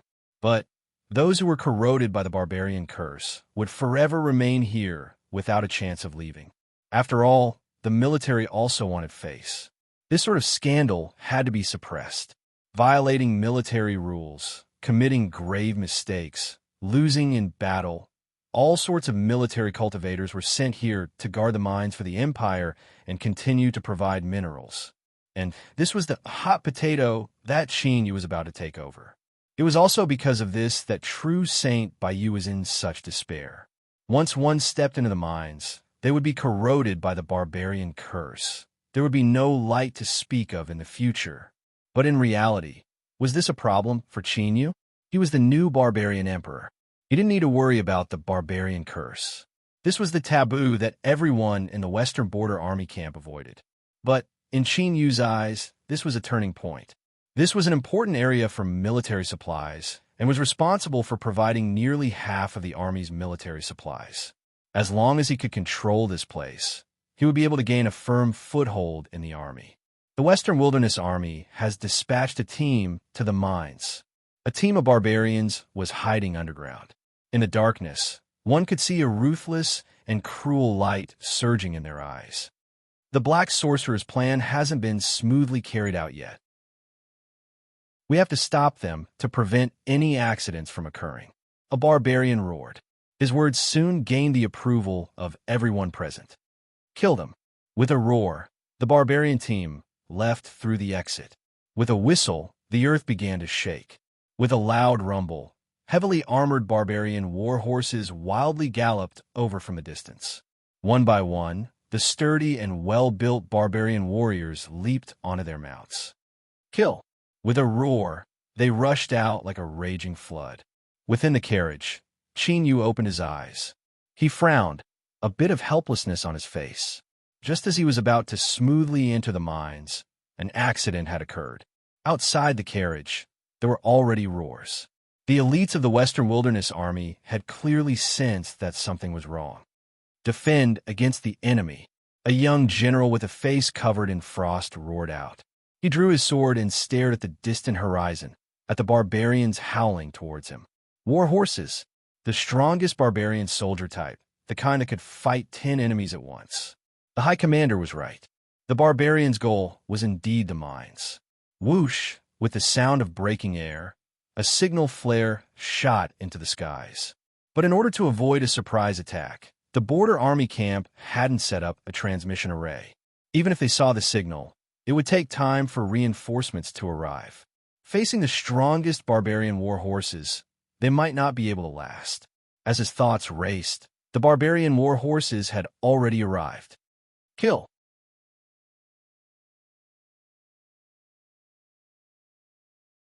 Chapter 1523. Shinyu is currently the Golden General, so it was definitely inappropriate for him to attack the soldiers of the Western Wilderness. But as the barbarian emperor, it was even more impossible for him to lay his hands on the barbarian tribe's warhorses. Thus, Chinyu chose to watch from the sidelines. Outside the carriage, the roars of battle were like a tidal wave. From time to time, the mournful screams before death could be heard. True Sage by Sue's face turned pale. "General, what should we do?" Although he was a saint and his strength was quite tyrannical, he still did not have the slightest confidence in facing a formation of brute race cavalry. Chinyu glanced at him. "You want to help?" True Sage by Yu nodded instinctively. Although he was dissatisfied with the people of the Western Border Army, he still had to unite against the barbarian tribe. Moreover, after these border soldiers were killed, it would be their turn next. Chinyu nodded. "All right, you can go." True Sage Bayu glanced at the calm Chinyu, unable to guess what he was thinking. Gritting his teeth, he turned around to push open the car door. But just as he turned around, his vision suddenly went black, and his consciousness fell into darkness. Chinyu glanced at the fainted True Saint Baitu, and his lips twitched. In the end, Zhang Xian was still unable to control the power of the palace lantern well enough. He had only intended to knock Zhang Xian out temporarily. Who would have thought that in a moment of carelessness, he would nearly smash his head into pieces? He coughed and wiped away the embarrassment in his heart. Then he rubbed his chin. Outside, the slaughter was still continuing. But it was clear that the border army was already in a state of being surrounded and slaughtered. Before long, they would all die. At that time, he, the new Berserker sovereign, would be forced to come out. Of course, this result was unacceptable. Killing these war riders wouldn't be difficult for Chinyu, but his status as the Goliath sovereign wouldn't allow him to do so. This involved the brand of the Berserker's bloodline. What headache! Chinyu took a deep breath. If he really couldn't do anything, then he could only reveal a trace of his aura and force these cavalry to retreat. Then he could think of a way to erase this hidden danger. The sounds of fighting gradually stopped. Just as Chinyu was about to attack, his eyes brightened. He sensed a familiar aura. It was him. His thoughts raced, and he immediately came to a decision. With a loud bang, he kicked open the door. "General Jinwu of the Western Desolate is here. Barbarians, prepare to die." The shout was like thunder, spreading far and wide. The surrounding brute race cavalry instantly locked their cold and bloodthirsty eyes on him. However, right at this moment, the ruthless leader's expression changed slightly. "Retreat." Rumble. The brute tribe cavalry carried the corpses of their brethren and disappeared from sight in the blink of an eye. The young general, who had fallen to the ground with blood spurting out of his mouth and nose, his face full of traces of hardships, stared at the scene before him with wide eyes. To think that the Golden General would possess such might. Before he could finish his thoughts, he fainted. Chinyu's eyes seemed to inadvertently sweep over somewhere in the distance. He grabbed True Saint Baitu and then brought this young general with him. Whoosh! He soared into the sky and headed straight for the mine. The war riders that had retreated from the killing field respectfully knelt on the ground. In front of them was a barefooted ascetic cultivator. A terrifying scar ran through his face and tore open his scalp. Although it had already healed, the reddish-purple color was still sinister. "Great ascetic cultivator, why did you stop us from killing General Jin Wu of the Western Wilderness?" Although he was extremely respectful towards this person in front of him, the war rider couldn't die for no reason. He needed an explanation for his dead brute tribe comrades. The ascetic cultivator's eyes were warm and gentle, completely different from his fierce appearance. "I will give you an explanation for this matter, but not now." He waved his hand. "Go, take away Black Shaman and end the matter of the mine." The war rider leader frowned, but didn't dare to speak. "Yes, my lord." Rumble, rumble, the earth shook and roared. They howled far away. The ascetic cultivator let out a deep breath, and his eyes brightened. He never thought that the Golden General who had suddenly risen up in the Western Wilderness Army would be that young man. Could all of this be related to His Majesty, the Brute Sovereign? The ascetic cultivator turned and left. He had to bring back what happened here as soon as possible. "My name is Ironstone."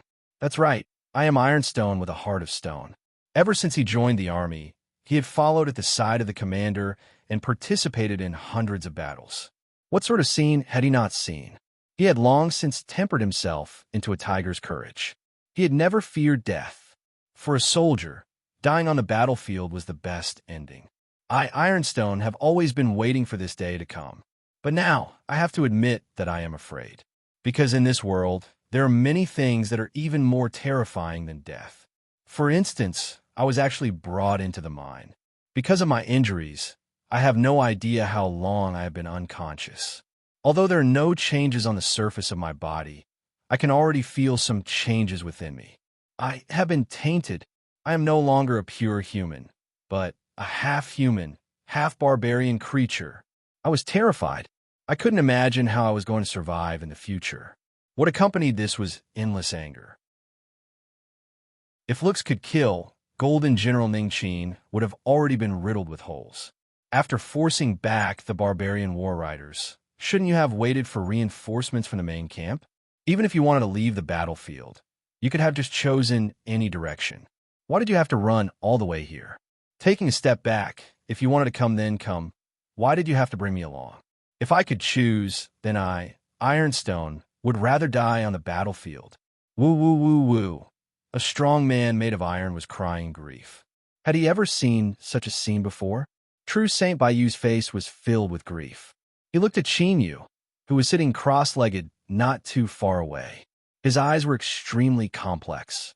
The barbarian war riders had been intercepted, and Golden General Ning Qin and his subordinates had been severely injured. They no longer had the strength to guard the mine. What a good reason, what a perfect opportunity. As long as he pushed the boat along with the current, he could escape from this nightmare. But Golden General Ning Qin refused. Not only that, but he even took the initiative to lead him and Tai Shi, who was now crying like a little wife, into the mine. Everything was settled. I, Bayou, have the bloodline of the Emperor clan flowing through my veins. I am a youth with great ambitions. But in the end, I ended up in this situation. I was trapped here for the rest of my life, with no chance of leaving. Farewell, imperial capital. Farewell, all my beauties. He thought about how many years later, as the curse of the barbarians worsened, he would slowly show signs of turning into a barbarian. He was neither a human nor a ghost. At this moment, from deep within the mine, he could hear the constant sobbing. True Saint Bayou's eyes were wet. Don't even think about interrupting my plan. The mine would be my base. I would stand firm and take control of the military. This was the starting point. Qin Yu could feel True Saint Bayou's gaze. This boy's eyes were filled with bitterness and resentment. But that didn't matter. Soon, he would learn that this so-called hopeless situation was meant to be broken. Shua. Qin Yu opened his eyes. He heard footsteps. Someone was coming. The general station in the mine greet Golden General Ning Qin. A low and deep voice rang out. As the blades of armor rubbed against each other, the dim and cramped mine was suddenly filled with a much more somber atmosphere. As mentioned before, the people stationed in the mine could be summarized as the losers of the border army. Otherwise, they wouldn't have been exiled here, filled with despair and unwillingness, passively suffering the corrosion of the barbarian's curse. It wasn't easy for him to get over his mental breakdown. Then, he struggled to gain some power in this mine. But suddenly, the border army issued an order. A Golden General Ning Qin appeared out of nowhere and became the true controller of the mine. Who would be willing? Therefore, it was understandable that he was filled with rejection and hostility. When Qin Yu turned around, True Saint Bayou had already stopped. He warily looked at the people in front of him. They were tall, and their skin was dry and rough. Some of their bodies were even covered in scales of different colors. Their pupils were pale green or blue, and they were no longer perfectly round. Instead, they were vertical and flat like some savage beast. This was the transformation of a barbarian. The function of the barbarian curse wasn't to turn humans into barbarians. Otherwise, the result would be that many spies from the Western Desolate would appear within the barbarians. What was terrifying about it was that it could corrode the human bloodline and forcefully twist and transform them. This caused the cultivators who entered the mine to fall into a state where the human and barbarian bloodlines coexisted but couldn't merge. That was why their appearances had changed so strangely at this moment. As the saying went, a twisted appearance often gave birth to a twisted soul.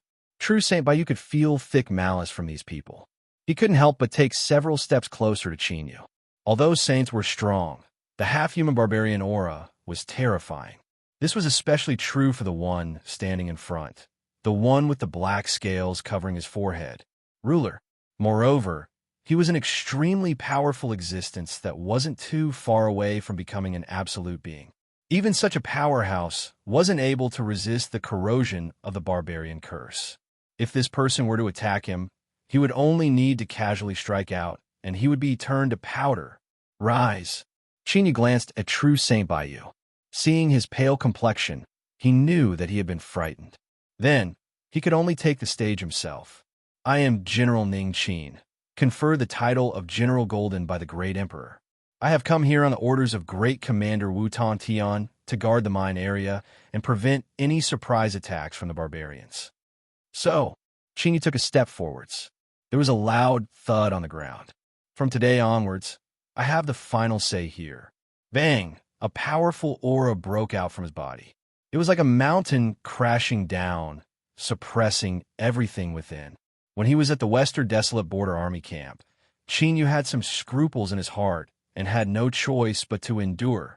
But now that he had entered the mine, he didn't want to waste any more time in this chaotic and lawless land.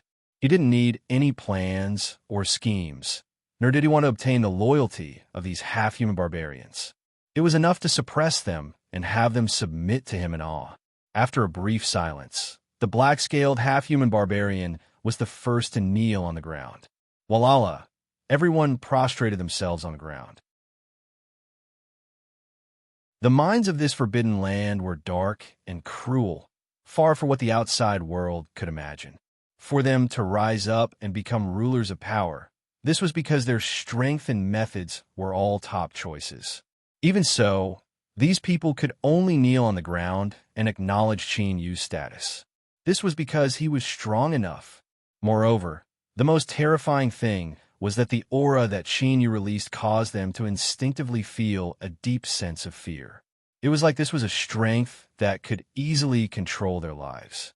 With just a single thought, he could doom them to eternal damnation. In fact, the half-human barbarians hadn't sensed wrongly. As they bore the barbarian curse, what they sensed was the aura of the palace lantern.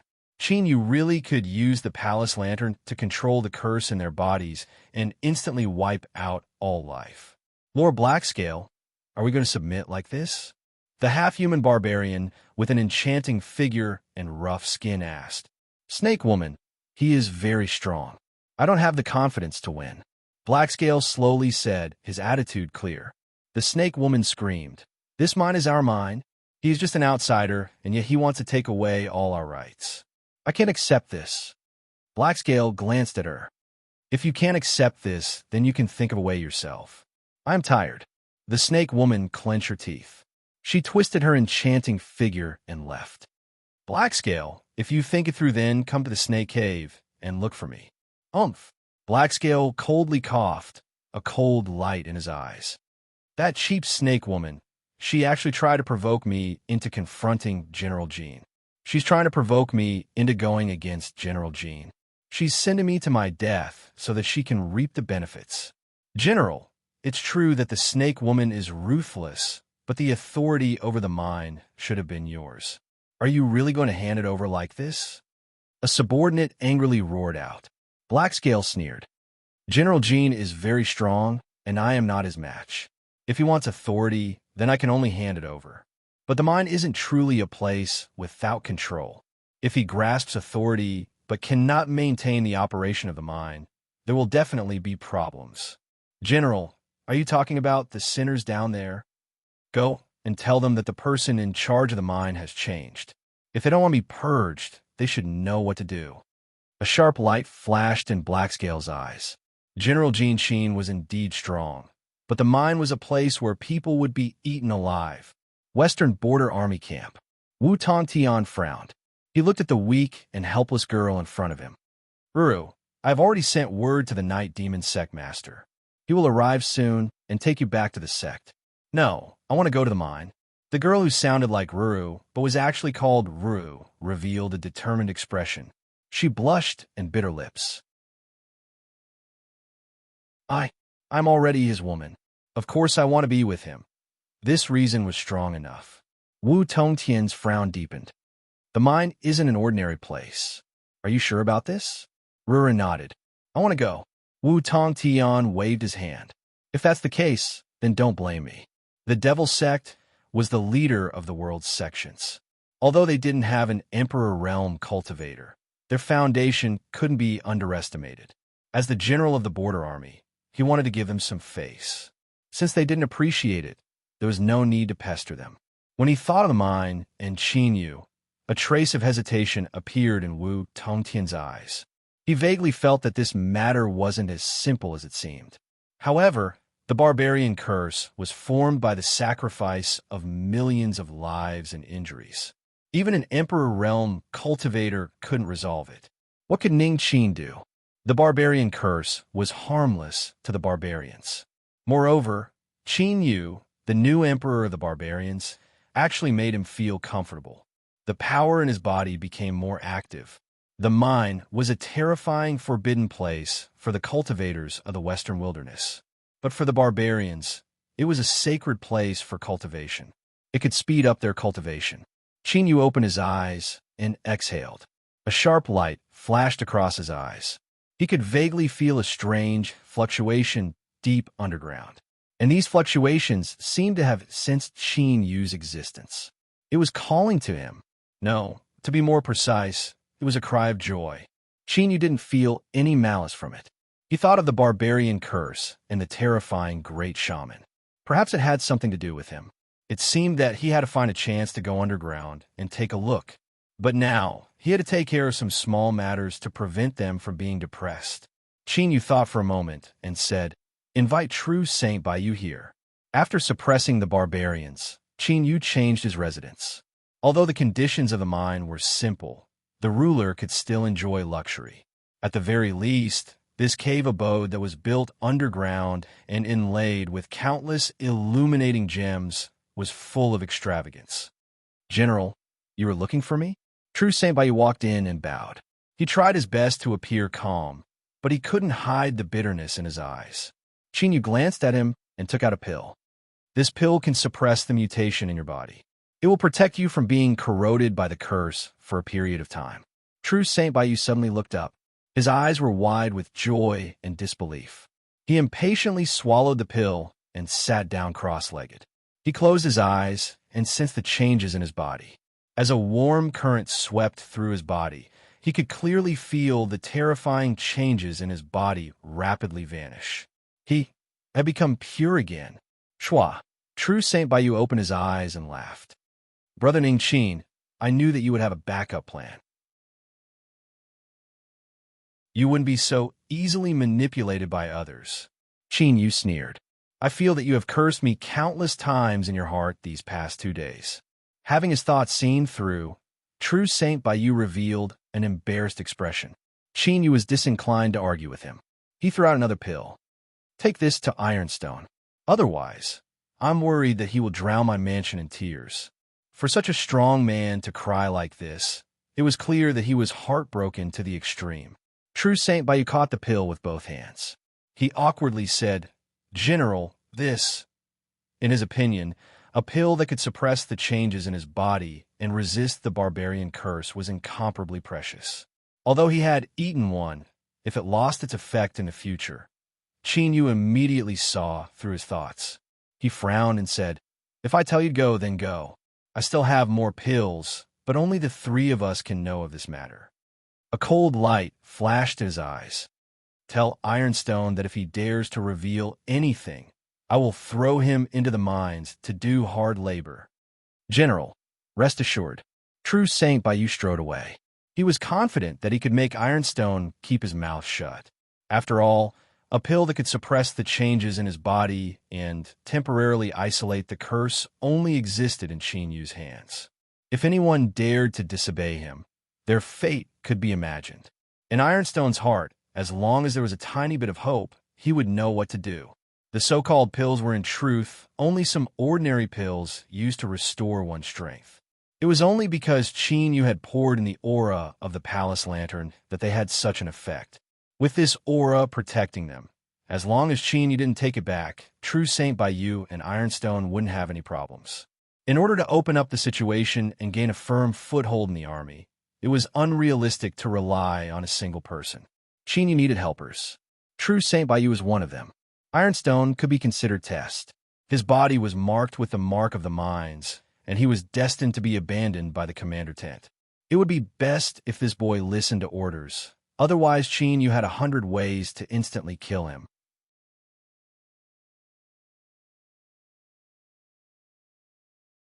Chapter 1524. Deep underground, in a pitch-black mine, there were some special crystals that emitted a dark green light. They barely managed to outline pairs of icy cold and terrifying eyes in the darkness. There's a letter from above. They say that the border army has sent a general who has taken over authority over the mine. They want us to do something to let this general know that the mine isn't something he can control. In a deep and low voice, every syllable seemed to have been soaked in blood for countless years, emitting a thick and pungent smell of blood. Looking at his features, he was a man, but beneath the dark green light, one could faintly see that he didn't seem like a human at all. He had 3 arms, 2 on the left and 1 on the right. On his shoulders were 2 heads, 1 large and 1 small. The one who spoke was Big Head. Just as his voice fell, Little Head coldly sneered. Do you think those bastards above will obediently hand over their authority? It seems that this newcomer has some strength. Another voice sounded out. To have us cause trouble is to use us as a knife. With empty words, do they think we are stupid? Big Head looked at the faint mountain of flesh in the darkness. He slowly said, they have agreed to send 500 women down. Gulp. In the darkness, there was the sound of gulping. Normally when we ask for them, they refuse and refuse. Now that they are so generous, it can only mean that Mr. Littlehead is right. The new general is very strong. Being enemies with him might not be the right choice. That's right. We underground rats have barely managed to survive to this day, so it's best if we don't take risks. Littlehead screamed, how about we give the choice to the new general? If he can give us better conditions, then we will recognize his rule. Otherwise, he can't blame us for not giving him any face. Big Head slowly said, that is a good idea. Soon, the sinners in the darkness reached a consensus. As for their demands, there was certainly a way to pass them to the higher-ups. In fact, these underground sinners were extremely efficient. Qin Yu saw a letter on his desk in his residence. But he didn't know where this letter came from. After opening it, the content was extremely respectful. It simply summarized the contents of the matter. But within this respect, there was also an unyielding attitude. If you agree to the conditions, then everything can be discussed. I guarantee that you, the Guardian General, will be able to complete your tasks on time every month. Otherwise, humph, of course, everything would have to be changed. Putting down the letter, Qin Yu rubbed his chin and sneered. It seemed like some people still didn't understand the situation. Since that was the case, he would make use of this matter to let them know. In the mine, he had the final say. Be it above or below ground, no one had the right to bargain. Causing trouble would only lead to death. Half an hour later, the barbarians stationed in different areas hurried to General Jin Wu's residence. They looked at each other with confusion in their eyes. Clearly, they did not know what was going on. After waiting for a while, they were finally allowed to enter when their hearts gradually became anxious. Greetings, General. Black Scale, Lamia, and the others knelt on the ground. Since they had already submitted, they naturally didn't lack superficial skills. Since you've come, then kneel. His words made the half-human barbarians' hearts tremble, and their eyes revealed uneasiness. The air fell deathly silent. After several breaths of silence, He Lin took a deep breath. General, may I ask what has happened? Qin Yu glanced at him. Good question.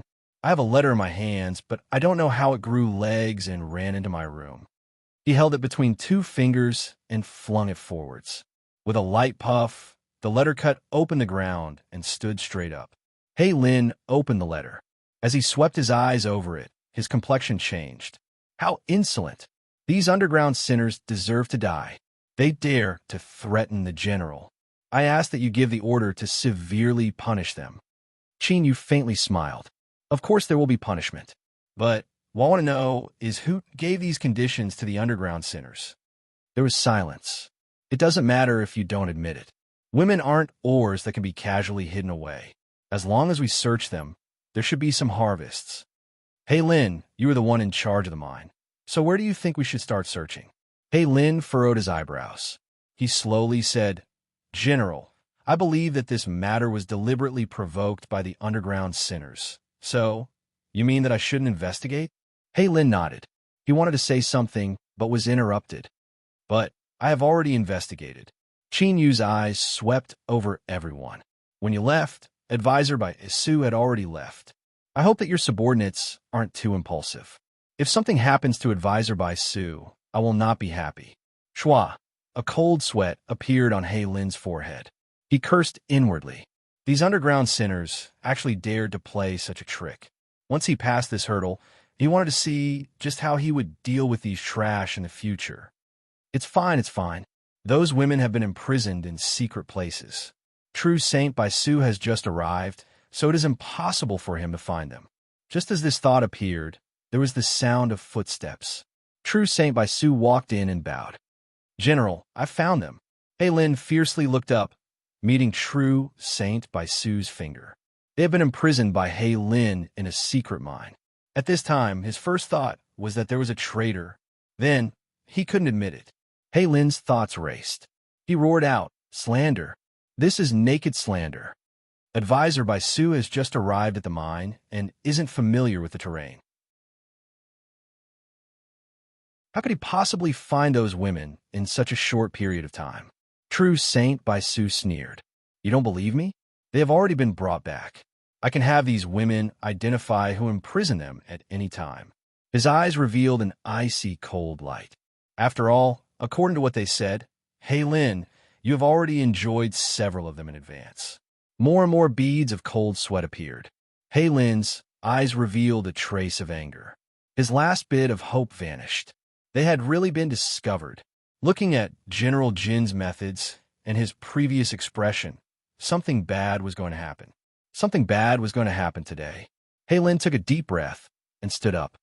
General Jin, how despicable of you. In order to thoroughly control the mine, you actually used such a method to harm me. He turned and roared, Everyone today, Hei Lin, have had bad luck. Now it will be your turn. If you don't want to be killed one by one, then follow me in rebellion. The half-human barbarians behind him began to breathe heavily. What Hei Lin said was what they were most worried about. Now, it seemed that this really was a chance. Although General Jin was strong, if they joined forces, they might have a chance. As for the consequences of this, what the border army camp wanted was a steady monthly supply of ore. As for their internal killing and struggles, they wouldn't care about them at all. Humph! Qin Yu suddenly sneered. If I wanted to kill you, I wouldn't need to go through so much trouble. He lifted a hand and pressed his fingers forwards. Dong! There was a loud explosion on the ground and cracks spread outwards. Hei Lin was casually pushed to the ground. The air fell deathly silent. All of the surging impulses, ruthlessness, and killing intent vanished without a trace. All that was left over was fear and trembling. Even someone as powerful as Hei Lin, someone who had long since reached the ruler realm, had been casually suppressed. General Jin was inconceivably strong. At this time, True Saint Baiyu couldn't help but widen his eyes in shock. He knew that since Qin Yu had acted, he would surely have a way. But he never imagined that Qin Yu would have such a formidable strength. Was there some good fortune in the trip to the western savage lands, or had he been hiding his strength all this time? But no matter what the reason was, this was good news for True Saint Baiyu. His future was already tied to Qin Yu's. It was good to enjoy the shade of a great tree. The stronger he was, the better. At this time, in the eyes of everyone, Qin Yu was like a great mountain shrouded in clouds, unfathomably profound. But in truth, he wasn't that strong. The reason he could casually suppress He Lin was because of the cursed power of the barbarians within his body. But Qin Yu wouldn't explain this. He wanted to rule the mind and make it his base. The more these barbarians feared him, the better. He Lin dripped with sweat. He never imagined that Qin Yu would be strong to such a degree. If Qin Yu could suppress him with a single hand, then even if all the barbarians joined forces, they would only be sending themselves to their deaths. It was impossible for them to join forces to resist General Jin. No one was willing to die with him. General Jin, you cannot kill me. He Lin roared. There are a portion of the sinners underground that obey my orders. If you kill me, the sinners will riot. At that time, the mine will stop mining and we won't be able to produce enough, or you will be in deep trouble. Qin Yu nodded. Thank you for the reminder. Bang! With a dull thud, He Lin's entire body seemed to be grasped by a giant invisible hand. His entire body twisted into a ball. Blood gushed out from every orifice of his head, and his aura vanished from sight. Like this, a powerful ruler-level barbarian had died on the spot. Fear flooded the hearts of the other barbarians. If someone as powerful as He Lin could be killed just like that, then what about them? General, please spare us. We know nothing about this. General, please investigate this. The snake woman slumped to the ground, her enchanting body constantly shivering. Not too long ago, she had instigated He Lin to fight General Jin, but she never imagined that this would be the result. Before He Lin could do anything, he had been killed on the spot. As she thought of this, the fear in her heart deepened. As she looked at the person in front of her, endless fear gushed out from the depths of her heart. Before, I said that I had the final say in the mine, but it seems you didn't take my words to heart. I hope that this matter will help you remember better. Qin Yu waved his hand. Take this corpse and leave. If anyone dares to offend you again, this will be the end. The group of barbarian powerhouses trembled as they picked up He Lin and left in panic. In normal times, when He Lin was killed, the first thing they would think of would be to divide up the territory he left behind. But now, no one dared to act rashly. This was because from today onwards, the mine had a true master. Everything had to follow his will. General is invincible. True Saint Baiyu's face was filled with excitement. In the future, this subordinate will be loyal and devoted. I will support the general with all my strength and accomplish great things in the army. Qin Yu glanced at him. Stop flattering me. For these next 2 days, I will need to deal with some matters. Help me pick up someone and make arrangements for her. Calculating the time, Ru should have arrived by now. When he left the camp, Qin Yu had already made preparations. True Saint Baiyu respectfully bowed. Yes, General. Underground mine. Dark and icy cold. The air surged with restlessness and restlessness. He Lin had died, under the watchful eyes of everyone.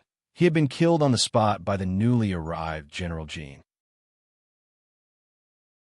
It was said that the entire process had been extremely easy and he hadn't been able to resist at all.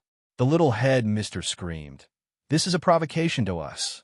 There was silence in the darkness.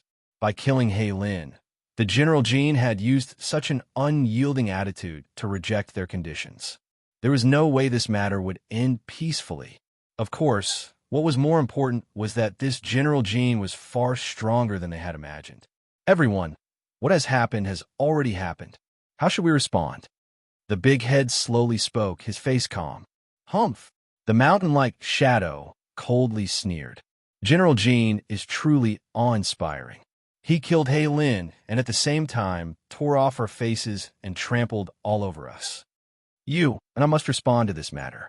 Otherwise, it will be difficult to convince the masses and it will be difficult to maintain our own interests. That's right.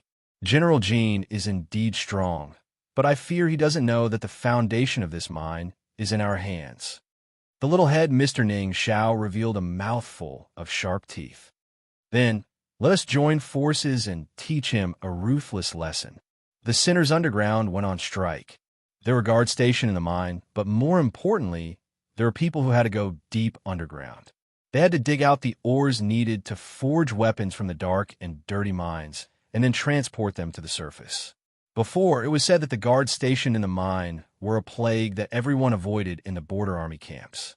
But compared to the sinners underground, these people were already in a much better situation. Most importantly, it was said that the great shaman of the barbarians had set up a curse altar underground. The deeper one went, the more terrifying the power of the curse became. Emperor realm experts had once descended in the western wilderness in an attempt to eradicate the effects of the curse. But in the end, they had no choice but to retreat after going tens of thousands of feet underground. The losers of the internal strife of the empire, the criminals who had committed the most heinous crimes, the rebels who had been suppressed and captured. For countless years, they had been continuously thrown into the depths of the mine. Nobody knew just how many miners, who were generally known as sinners, had after years of accumulation and reproduction. But according to the Emperor Realm expert who had gone deep underground, the layers of tunnels intertwined like a dense spider web. They had long since formed dirty cities hidden underground and in the darkness. It could even be called the country of the sinners underground. General, the sinners have rioted. The ore production has been halted. The barbarians were sweating profusely, their faces filled with fear. They weren't worried about Chinyu. They were only afraid that they would be implicated in their anger. In fact, when He Lin was killed, they knew very well that this moment would come. But they didn't expect the sinners to react so quickly. It seemed that they wanted to take this opportunity to teach General Jin a harsh lesson. Although the mine was the territory of the western wilderness and was guarded by the border army, its true owner had long been the sinners underground. The border army and the sinners had only reached an agreement that they would provide an endless supply of ores and the border army would provide supplies. But the sinners had long accumulated resources. Even if they were locked in supplies, they could still last for a long time. Eating people was a very simple matter for them. But if they lacked ores and couldn't supply the army with weapons, it would be a great disaster. All of them would be burned to ashes by the anger of the military.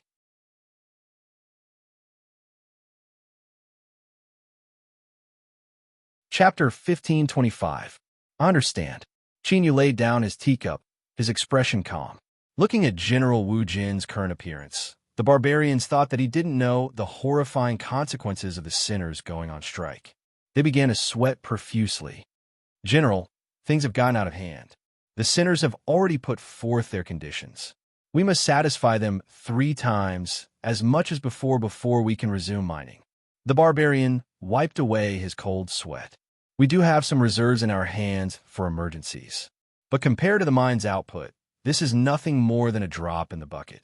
In another 3 days, the sinners refuse to cooperate with us, so there is no way we can gather enough. Blackscale's death, as well as Chinyu's extraordinary strength, left them with no way to complain. The snake woman clenched her teeth. General, the only way is to agree to the sinners' conditions. Chinyu swept his eyes over them. He lightly said, there is no need to go through so much trouble. Since the sinners are going on strike, let's suppress them. The barbarians were stunned. Their eyes widened in panic. Their first thought was that General Wu Jin wanted to use this chance to eliminate them all. Simple.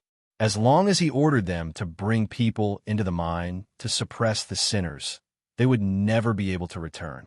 Simple, straightforward, and effective. Their complexions were deathly pale, and sweat streamed down their backs. All of them felt as if they were sitting on pins and needles. Chinyu's lips curved up in a mocking smile. Don't worry, I won't send you to your deaths. I will personally suppress the sinner's strike. General, true Saint Baiyu anxiously said, the depths of the mine are filled with unknown dangers. With your status, how can you take such a risk? We need to consider this matter at length. As he spoke, he winked at the barbarians. He was well aware of what the situation beneath the mine was. It was a sinkhole that would bury anyone who entered. He couldn't figure out why Ning Qin would suddenly make such a stupid decision. Chinyu glanced at him and waved his hand. It's decided. You can all go back. I will make up for thee, or within 3 days. The barbarians respectfully bowed and drew back. As long as they weren't suppressed underground, they could do whatever Yu said. Moreover, deep in their hearts, they were hoping that Yu would die beneath the mine. At that time, this place would become their world again, and they wouldn't have to live in fear like they did now. As soon as the half-human barbarian left, True Saint by 2 growled, "General, the underground of the mine is a den of demons. Even the Emperor realm experts sent by His Majesty couldn't solve the problem. You must not go." Yu said, "There is no need to speak any further. I know what I am doing." He got up and walked outside. "Remember, don't forget what I told you before." A moment later, Yu appeared outside a mine that led underground. Looking into it, the light quickly dimmed. Soon, all that was left was pitch black. It was like a large mouth that was choosing people to swallow, and also like an abyss that could swallow everything, causing fear to arise from the bottom of one's heart. Most of the soldiers stationed at the border showed signs of turning into berserkers. At that moment, shock appeared in their eyes as they watched the scene before them.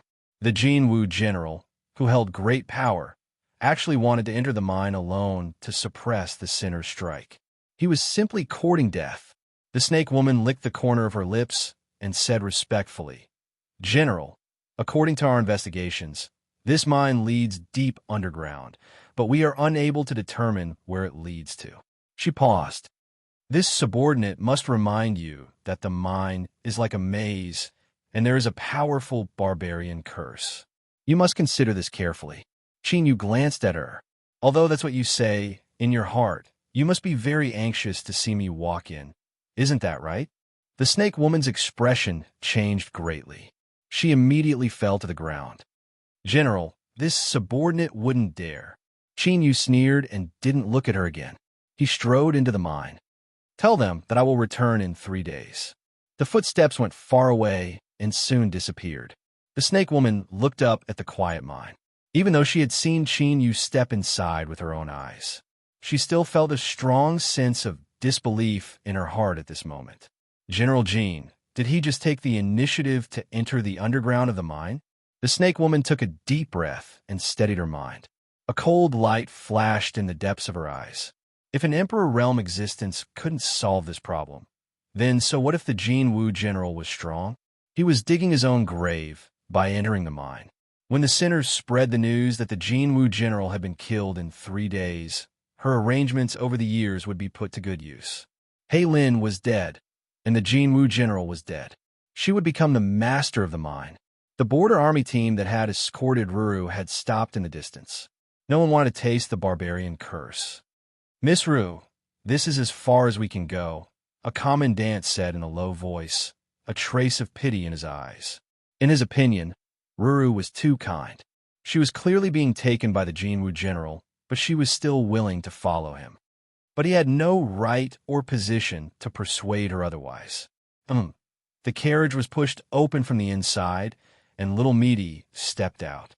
Suddenly, she frowned imperceptibly. There was movement on the other side. "Alert!"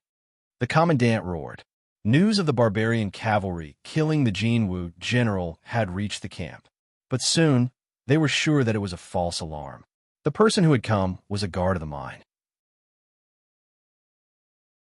His appearance was very obvious, and he had stopped when there was still some distance between them. True Saint Bayou smiled bitterly. "Miss, I'm here on the general's orders to receive you." Ruru said. Ning Qin went underground. True Saint Bayou thought that the camp had received the news and nodded. "Yes, the sinners underground are on strike. The general has gone to suppress them alone." On the other side, the faces of the commandant who had escorted Ruru and his subordinates were extremely interesting. The news quickly spread to the camp. Wu Tongtian frowned, a pensive look in his eyes. He felt more and more that he couldn't see through Qinyu. Was this the person who had made Yi Bohu suffer a loss, and the emperor had chosen him to join the army? No matter how he looked at it, Qinyu didn't deserve it. The underground of the mine was a terrifying place. Even if the Jinwu general was strong or had a trump card, he was doomed to die. Whatever, it was his own choice. Even if he died, No one would blame him. This was good news for him. Boy, you're courting death. Yi Sang sneered. Was the underground of the mine a place that anyone could enter? What a pity. He had originally planned to wait until he was no longer noticed before killing him. But he had given him a quick death. Otherwise, if he had fallen into his hands, he would have begged for death. Soon, Yi Sang's attention returned to the military report in his hands. Ning Qin would undoubtedly die. After the sinners killed him, the conditions would be met and the ore supply would be restored. The storm would then dissipate. These things were no longer worth his energy. Jing Chengzi sighed. He began to wonder if his previous actions had been too thoughtless. Ning Qin was finished. Qin Yu walked in the underground mine. He didn't know that in the eyes of the people outside, he had already become a corpse. Of course, even if they knew, they probably wouldn't care. The truth triumphed over everything. It was dark and cold. Besides the sound of his own footsteps, there was only the howling of the wind. It was like the howling of a monster, making one's scalp tingle. But Qin Yu was very calm. It wasn't just because he had the palace lantern in his hand, but because darkness was one of the fundamental strengths he controlled. Light and darkness were one. Walking in the darkness at this time was no different from a fish in water. There was no discomfort at all. Everything in front of him was as bright as day. Another fork in the tunnel. Deep underground, after countless years of mining, a massive amount of ore had been mined. Indeed, a maze-like mine tunnel had formed. At this point, Qin Yu had already passed nearly 100 forks of various sizes. But every time, he was able to quickly make a choice. This time was no exception. Shua, with a turn of his feet, Qin Yu stepped into the tunnel on the right and continued forwards. Suddenly, he frowned. A bright light flashed in the depths of his eyes. Someone was watching him. Were they the sinners underground? The aura was indeed strange. It was different from that of humans and barbarians. It was more chaotic, violent, and difficult to control. But Qin Yu didn't care about it. He allowed this aura to follow him from afar as he continued deeper into the darkness. The Imperial General Ning Qin had broken into the underground tunnel alone, wanting to suppress the sinners. When the news came, the sinners only treated it as a joke. But now, the joke had been confirmed. Ning Qin had really come. Moreover, he continued forwards, moving deeper and deeper underground. The several leaders of the sinners, the true rulers of this filthy city of sin, gathered together once more. The Imperial General Jin has arrived. He has been targeted by the demon eye. On the shoulder, the big-headed man slowly said, a thoughtful look in his eyes. The little man screamed, "What are you waiting for?" He delivered himself to our door on his own initiative. It's been a long time since I've eaten pure human flesh. A deep laugh echoed out from the mountain of flesh. Kill the Imperial General Jin and swallow his cultivation and strength as an apology to us. That's right, since he is seeking death on his own initiative. How can we not help him? Sneering, in the eyes of the sinner leaders, Qin Yu was the prey that had been delivered to their mouths. Three arms, the two strange leaders roared out, "Crow, I'll leave this matter to you. Release the dried bones." In the darkness, a deep and vicious laugh echoed out. Of course, my babies have long been starving. Blackscale's death was enough to prove just how strong the Imperial General Jin was. They certainly wouldn't personally act and give the Imperial General Jin a chance to counterattack. Deep underground, there were many things that could kill. All they needed to do was wait for the fragments of his corpse to be sent over. Qin Yu stopped walking. He tilted his ears and heard some strange sounds. It was like something hard was rubbing against the surface of, or what followed was a putrid stench, like a coffin that had been buried underground for many years being opened. Roar, roar. Loud roars spread into his ears. Qin Yu finally saw what these things looked like, a bunch of skin and bones. In simpler terms, their flesh and blood had disappeared, leaving behind only a layer of dry skin that tightly wrapped around their bones. Their pitch-black eye sockets emitted endless cruelty and bloodthirst. They opened their mouths and roared, revealing jet-black teeth. They were sinners that had died underground. Their corpses had been corroded by a curse, and over the years, They had mutated and turned into terrifying monsters. Dried bones were the most dreadful predators of flesh and blood in the mines. Even the sinners below the ground were their prey. At this time, as they smelled the scent of fresh flesh and blood from Chinyu's body, countless dried bones rushed towards him. The terrifying aspect of dried bones lay in their indestructible bones, their astonishing speed, and their infinite strength. Besides that, they also had a most astonishing aspect. That was, they could ignore defenses to a certain degree. While they were alive, the sinners' hearts were filled with hatred and resentment. After they died, they produced a rich death energy, and they absorbed and accumulated a thick curse power. All of this piled up, causing a mutation to occur in the corpses, causing the dried bones to possess a horrifying slaughter attribute. No matter how powerful a cultivator was, if they were surrounded and killed by a horde of dried bones in the dark and narrow underground mine tunnels, unless they were strong enough to break through all methods and forcefully crush everything in their path, all that awaited them was death. But the problem was, how many people in this world possessed such strength? At the very least, Chinyu was still far from it. But he was the Goliath sovereign, and he controlled the rare treasure of the Goliath race, the Palace Lantern. The curse left behind by the Goliath great shaman in the past was a great help to him. So at this time, looking at the ferocious and terrifying dried bones rushing towards him, Chinyu only lifted a hand and grasped forwards. Bang! Bang! There was a dull thumping sound. It was like a giant stone was suddenly shattered to pieces by a strength that erupted from within. The dried bones that rushed forwards, although they no longer had any consciousness, their empty eye sockets still revealed a bit of astonishment. Their chests had already exploded. Their hearts, which were as shriveled as walnuts and protected by their hard ribs, had been shattered into countless pieces. Under normal circumstances, a dried bone in such a state would not have a heart, and it would not have mattered at all. But now, as the walnut hearts exploded and flowers bloomed on their chests, the flow of time around them seemed to accelerate by 10,000 times. The fingers that reached out, the jaws that were wide open, the black teeth that were exposed to the air, all of this began to rapidly disintegrate and dissipate. Although all of this took a long time to describe, it actually happened extremely quickly. As Chinyu lifted his hand, stretched it out, and grasped it, everything fell silent. There was only dust that covered the entire mine tunnel, as if it were telling him something. Deep in Chinyu's eyes, a cold light burst out. "I've caught you." He lifted a hand and pointed out a finger. In the place where the sinner leaders were gathered, the figure that grinned in the darkness could clearly feel the excitement of the dried bones. They had already found their prey and would soon complete the hunt. He never doubted this at all.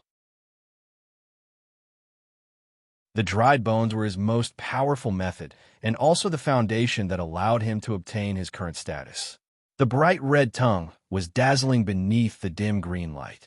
It slowly licked its lips, revealing a look of excitement. According to the rules, he could directly obtain half of the prey that the dried bones caught. To be able to directly kill the black-scaled golden general, the flesh and blood of such a powerhouse, was the best tonic for him. Suddenly, the bright red tongue licking the corner of her mouth and the surging greed and desire in her eyes all froze at this moment. In the darkness, there was a mournful howl filled with endless resentment and anger. But soon the second half of this howl was mostly filled with panic and fear. Dong! There was a dull thumping sound on the ground. The figure in the darkness shot backwards. "Found you." The air trembled, emitting a sound of its own. Calm killing intent circulated within. Puff! A bloody hole appeared between the eyes, piercing through the back of the head. Thick red and white blood splashed out.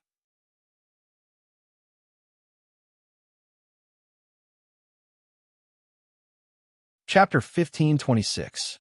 The sinners underground had long since been tainted and distorted, turning them into monsters that weren't human. Their brains exploding was a serious injury to them, but it wasn't fatal. But at this time, with the sound of a heavy object falling to the ground, The figure that fell into the darkness had its aura completely dissipate. A sinner leader, one of the true rulers of the filthy and evil underground kingdom, had been killed like this. A cold chill instantly struck their hearts, causing the air to freeze. If they didn't see this with their own eyes, they wouldn't have believed it. But without a doubt, this was the truth. The dried bones sovereign, the most terrifying existence underground, had died. And the one who did all of this was without a doubt the owner of that voice, just now. In other words, it was the golden general that they had sneered and believed would surely die. Ning Qin. Demon Eye, what happened? The big-headed man roared out from his shoulder, trying his best to remain calm. The little man angrily howled. Immediately investigate. We want to know the truth. Outwardly fierce, but inwardly cowardly. But this time, no one laughed at the little man, because the sinner leaders were all shrouded in fear. Crossing through space, the Golden General could kill the dry bones sovereign with a single strike, but he could also kill them. Soon, a giant eyeball with countless crimson veins wrapped around it appeared in front of the sinner leaders. With a tremble, the eyeball shot out light. In the dark underground space, a picture appeared.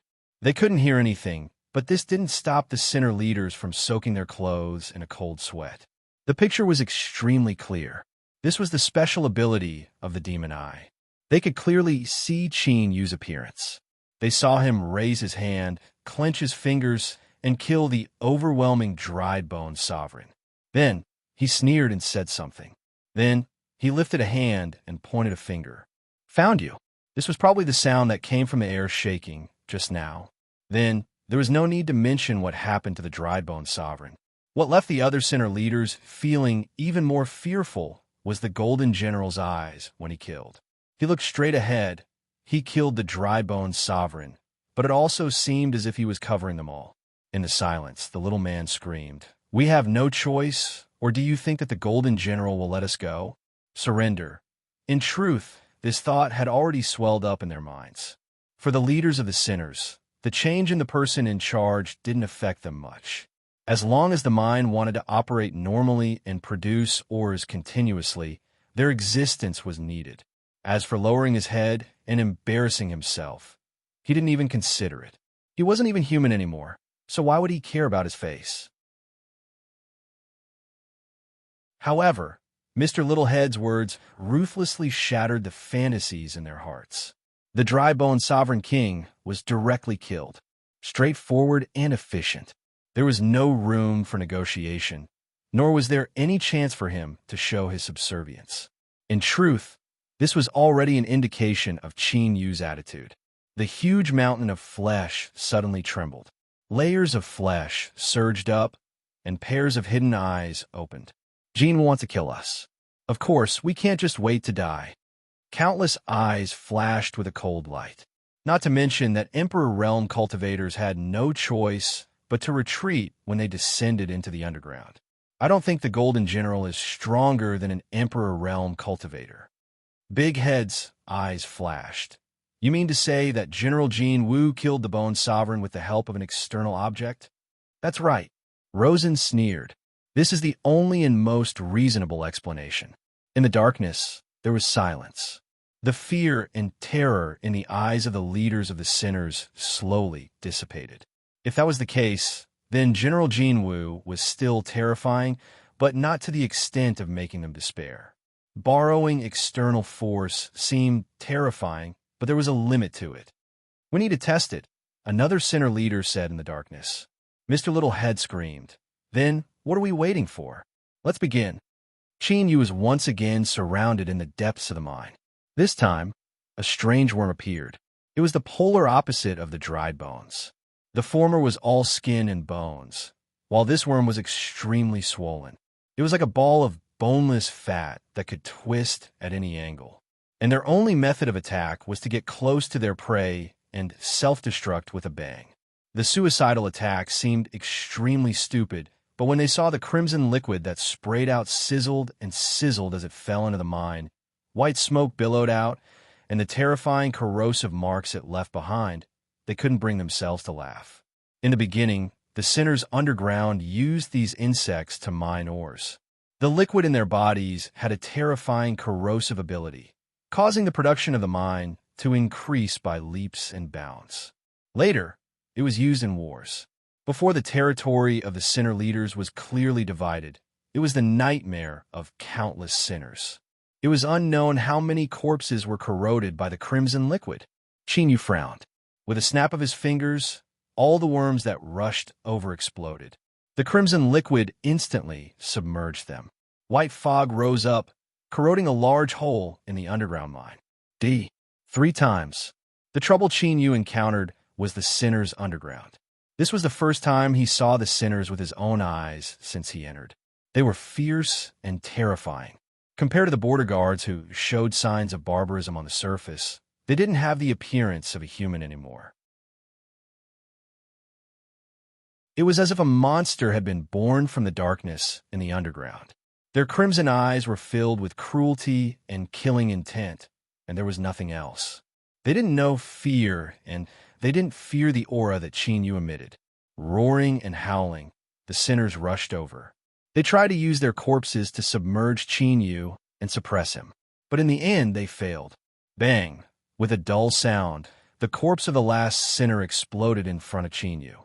He frowned, a gloomy light in his eyes. He looked down and saw a wound on the back of his hand. This was a mark left behind by a powerful sinner just before he died.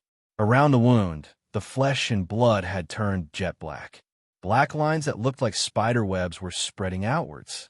With a deep breath, Chinyu stepped over the mountain of corpses and continued to move deeper into the mine.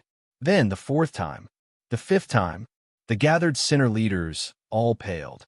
They never imagined that Chinyu would possess such a terrifying thing. Luckily, the first one to attack was the Bone Sovereign. Otherwise, the one to be killed would be one of them. But fortunately, external forces would eventually be consumed. Through the images transmitted back by the demon eye, they had already come to a clear conclusion. Chinyu's strength was weakening. Or, to be more precise, his trump cards were about to be exhausted. The sinner leaders who had been shrouded in fear and cowering like cowards suddenly revealed fierce and ferocious expressions. On their shoulders, big head and small head roared. General Jinwu is at his wit's end. It's time for you and me to send him on his way. In the naked eye, thousands of pairs of eyes surged with an icy cold light. In the darkness, thick killing intent rippled endlessly. As the rulers of the underground kingdom of sin, although they were bugs crawling in the filthy land, they were free and unfettered. It had been a long, long time since anyone had given them this feeling of fear and despair. General Jinwu had to die, and he had to die in the most miserable and terrifying way. Only then could the resentment in their hearts be slightly dispelled. Wait a moment, the sinner leader in the darkness said in a deep and fearful voice. I feel that General Jinwu isn't easy to deal with. We should wait a little longer to avoid being schemed against. The mountain of flesh fell silent. Fear and hesitation gushed out from its countless eyes. The sinner leaders had a deep hatred towards Chinyu and an equal amount of fear. It wasn't impossible for this to be a trap that was deliberately luring them out. Whoosh, the demonic eye flew over. It shot out a beam of light that formed a picture in front of the sinner leaders. General Jinwu was retreating. Even though it was difficult to determine the direction in the mines that were as dense as a spider's web, the leader of the sinners who lived here could tell with a single glance that General Jinwu was retreating to the surface. He was running away. At this moment, all the hesitation and restlessness in the sinner leaders' hearts were swept away. We cannot let him go. If he dares to intrude into the underground world, then don't think of leaving alive. Kill him. With loud howls, the sinner leaders rushed out. In fact, they all wanted to know just what card Chinyu had in his hands. It was actually able to cause such terrifying damage to the underground life forms. They were like chickens and dogs in front of him, unable to resist at all. If they could kill General Jinwu and seize this treasure, then from now on, this underground kingdom of sin would have a true master. Chinyu was helpless. He discovered that the leaders of the underground sinners were far too cautious, far too steady. When he killed the dry bone sovereign, his performance could be called perfect. Although his acting skills didn't explode, he didn't make any mistakes. Now, his performance was so pitiful, but the sinner leaders still hadn't done anything. Chinyu couldn't help but regret killing Sovereign King Withered Bones a little. If he knew this would happen, he would have restrained himself a little. Shaking his head, Chinyu swept his eyes around. He had already used his final move. If these sinner leaders didn't come, then he could only wait for him to finish what he had to do and then suppress them. But this would waste time, especially underground. The tunnels were as complex as countless overlapping cobwebs. Once the sinner leaders were frightened and tried to hide, it would be far more difficult for Chinyu to wipe them out. At this time, as Chinyu was retreating from the tunnel, his eyes flashed with a bright light. Then, he revealed a look of relief. It wasn't easy. Using this retreat in order to advance move, he had finally hooked them. Rumble, rumble. The sound of breaking air mixed with the tremors of the tunnel flooded into his ears. Chinyu stepped forward and took the initiative to rush over. The sinner leaders had arrived, and he was really afraid that they would run away again. It was best to take the initiative. The sinner leaders had fierce expressions, and their eyes were filled with killing intent. Suddenly, they were scared witless. General Jinwoo had used up all his cards and was about to flee underground. So how could he still dare to rush towards them? The little head mister screamed, "Don't be afraid. General Jinwoo is at the end of his tether. He is deliberately trying to trick us." He seized control of an arm and threw out the ore in his hand. "Watch as I smash him into meat paste." After the mutation, he had 2 heads and 3 arms. His talent was infinite strength. This wasn't a simple description, but true strength that could shake the heavens and shake the earth. The stones silently tore through the air. It wasn't that there was no sound, but that it was simply too fast. It was so fast that after it tore through the air, there was only a shrill sound. It was impossible to catch up. Bang! With a loud explosion, Chinyu was forced backwards. Blood tumbled in his chest. If it weren't for the fact that his mortal body had been tempered to a high enough degree, his arms would have been broken and a giant pit would have been smashed into his chest. A numbing pain swept through half his body. This feeling, it was quite refreshing. Chinyu glanced at the sinner leaders across from him. When he had killed the Bone Sovereign, he had glanced at them. It was good that they were all here. However, Chinyu's thoughts had undergone a massive change from before. The sinner leaders were still tyrannical in strength. He had personally experienced it when he caught the large stone with one hand. If he killed them like this, it would be a bit of a waste. If he could control them, that might be a good choice. Moreover, there was another point. If he really killed them all, there would be a vacuum of authority in the underground world. This would inevitably lead to struggles and unrest. This wasn't a result that Chinyu wanted to see. As the foundation of the mine, stability was the #1 priority. The production of ore couldn't be reduced, otherwise it would affect his chances of opening up the army. Chinyu stepped forwards. Above his head, a lantern quietly appeared. Flames quietly burned within the lantern. The light that fell down wasn't too bright, but it was enough to illuminate the figures of the many sinner leaders. Sad and shrill cries rang out. The flames of the lantern were the sinner leaders' natural enemy. Beneath the illumination of the light, their bodies began to rapidly decay.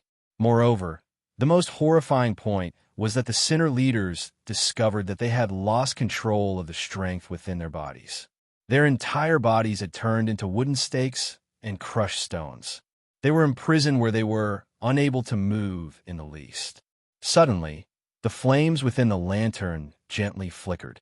The sinner leaders' pitiful screams rose up once more. Their incomparably tough bodies that were harder than iron and stone began to rot and fall to the ground.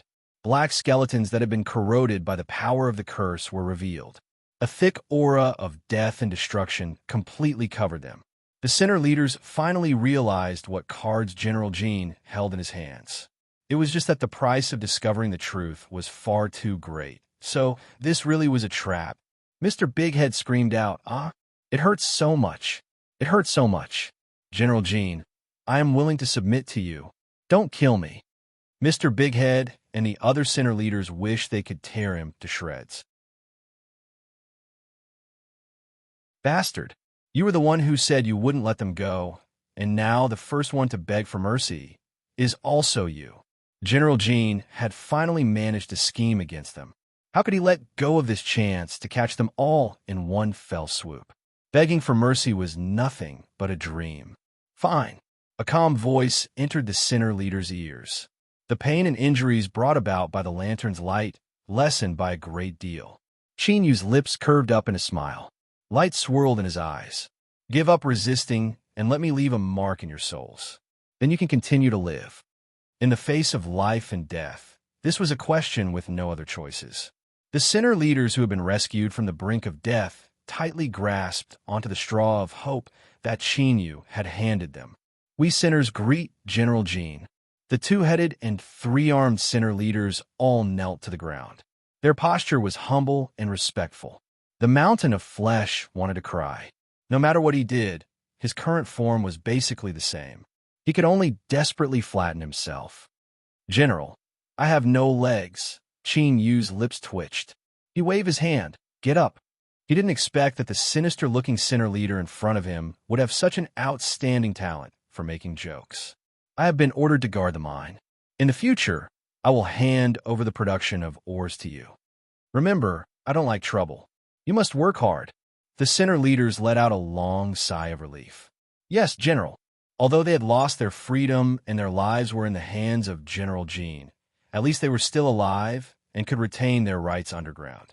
Compared to a moment ago, when they were almost roasted and melted alive, this was much better. At this point, the suppression of the sinner strike had been completed. For Qin Yu, the newly crowned emperor with the palace lantern, things were this simple. But this was originally only a side part of Qin Yu's plan. His real purpose in entering the mine this time was to find the source of the fluctuation. A sharp light flashed in Qin Yu's eyes. He wanted to know what the great barbarian shaman who laid down this curse had left for him.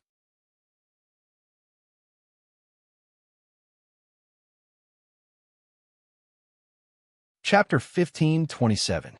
In the deepest part of the mine, there was a huge cave.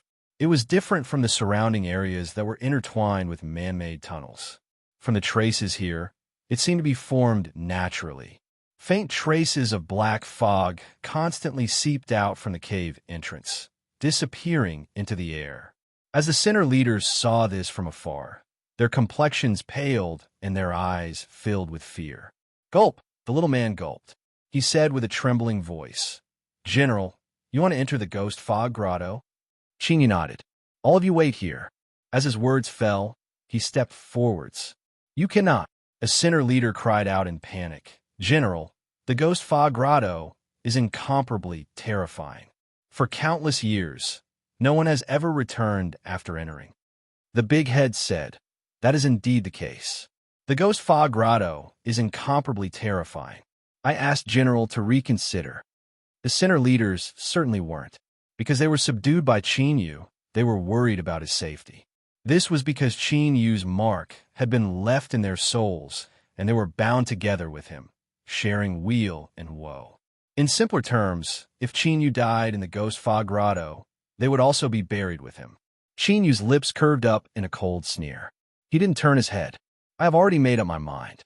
There is no need for you to say anything else." With several steps, his figure vanished from the cave entrance. "It's over." The mountain of flesh howled in grief.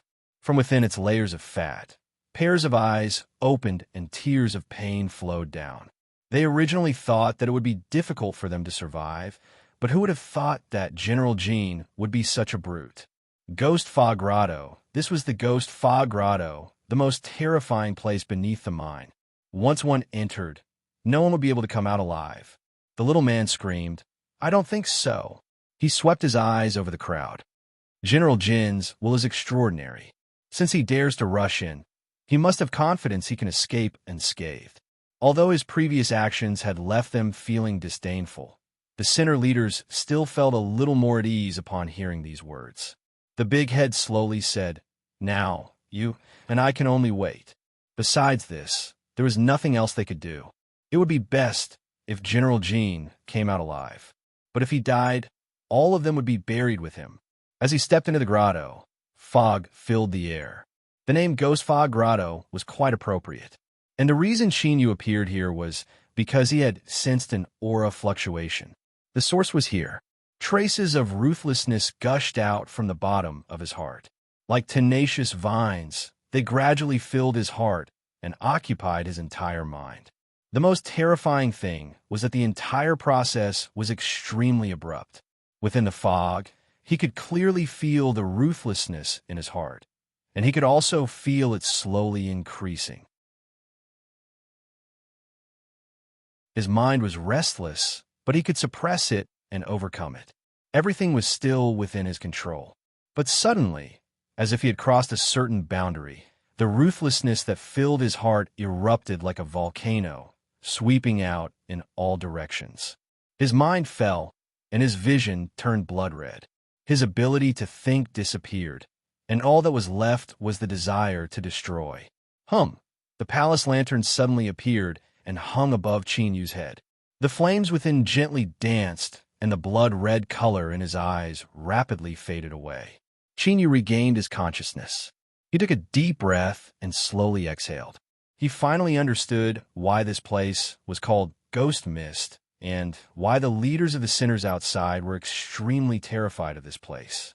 As the new emperor of the barbarian tribe, he did not fear the corrosion of the curse. His will was strong enough, but he had fallen into a trap unknowingly. If he did not have the palace lantern in his hand, the consequences would have been unimaginable. Of course, taking a step back, if it weren't for the palace lantern in his hand, Qinyu wouldn't have rashly stepped into this place. He would have made some preparations. Qinyu's eyes flashed, and he looked deep into the fog. The fluctuations of aura became increasingly clear. They were coming from this direction. With a thought, the dancing flames within the palace lantern suddenly brightened. At this moment, the invisible power was like flowing water, quietly spreading out. The fog that covered Qinyu was slowly pushed aside, revealing an empty area. Before this, he had suddenly fallen into a trap, causing Qinyu to feel a bit of dread. Perhaps what the barbarian great shaman had left behind in the past might not have been good intentions towards him, the new barbarian emperor. But no matter what, being a bit more cautious wouldn't go wrong. Qinyu stepped forwards, like a stream of water being pushed aside. Wherever he went, the fog would retreat. The area of this cave, hidden deep underground, was much larger than he had imagined. But it wasn't just that. Faintly, Qinyu could feel some weak spatial fluctuations in the fog. Although it was weak, that didn't mean it was weak. It was possible that it was a powerful concealment. Qinyu furrowed his eyebrows.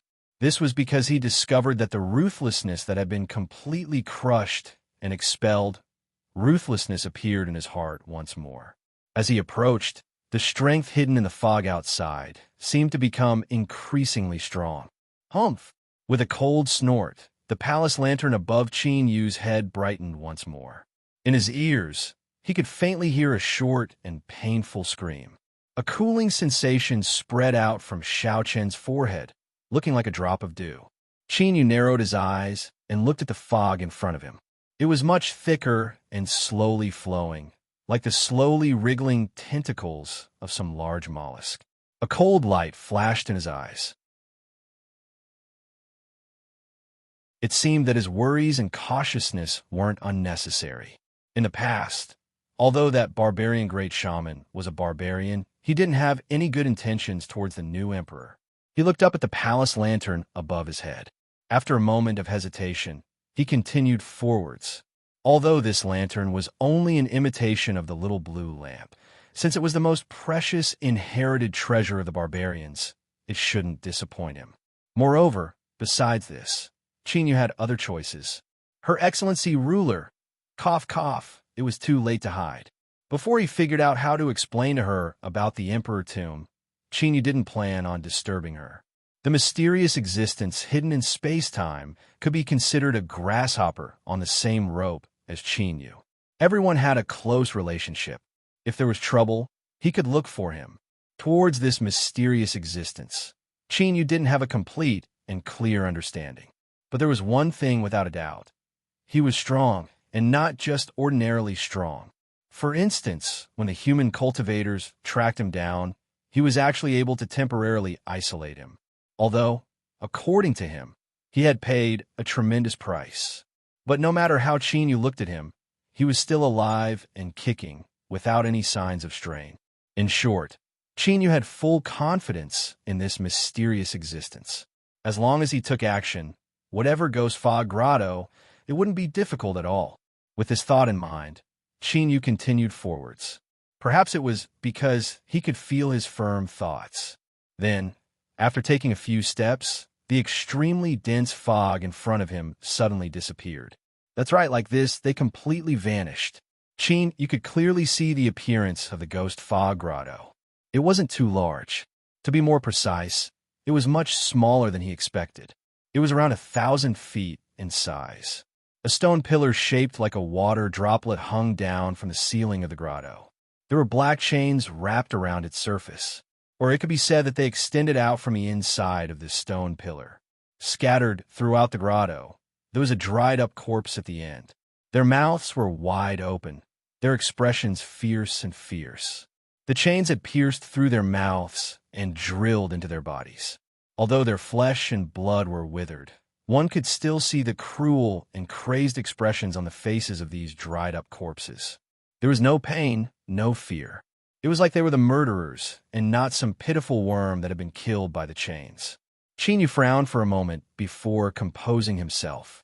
His eyes swept over the many dried-up corpses in the grotto, and he suddenly said, "You should know that since I have come here, there is no need for you to hide." After several breaths of silence, there was a faint sigh in the grotto. "Your Majesty is right." A face appeared on the water droplet-shaped stone pillar. Its eyes were calm and peaceful, like a calm lake without any waves. The aura of the barbarians emitted from the stone pillar. Chinyu said, "I still don't know your name." The face hesitated for a moment and then slowly said, "Your Majesty, you can call me Lost Tracks." Chinyu nodded. He looked into the face's eyes and said, "Great Shaman Lost Tracks, after what happened in the past, no one should have imagined that you would still be alive. It was an accident." A bitter smile appeared on Mystery Track's face. Walala, the chains that drilled into the mouths of the dried-up corpses suddenly vibrated. "Your Majesty, do you know that these chains were originally laid down to prevent accidents? I personally arranged them to suppress myself?" Chinyu said, "It seems that Great Shaman Lost Tracks' preparations weren't sufficient." Lost Tracks was silent for several breaths of time. He nodded. "Your Majesty is right. I underestimated this place. I never thought it would possess such an astonishing strength." A bit of confusion appeared in his eyes. "Does your Majesty believe me? A dead person was actually able to come back to life. Moreover, I am well aware that I am still me." A sharp light flashed in Chinyu's eyes.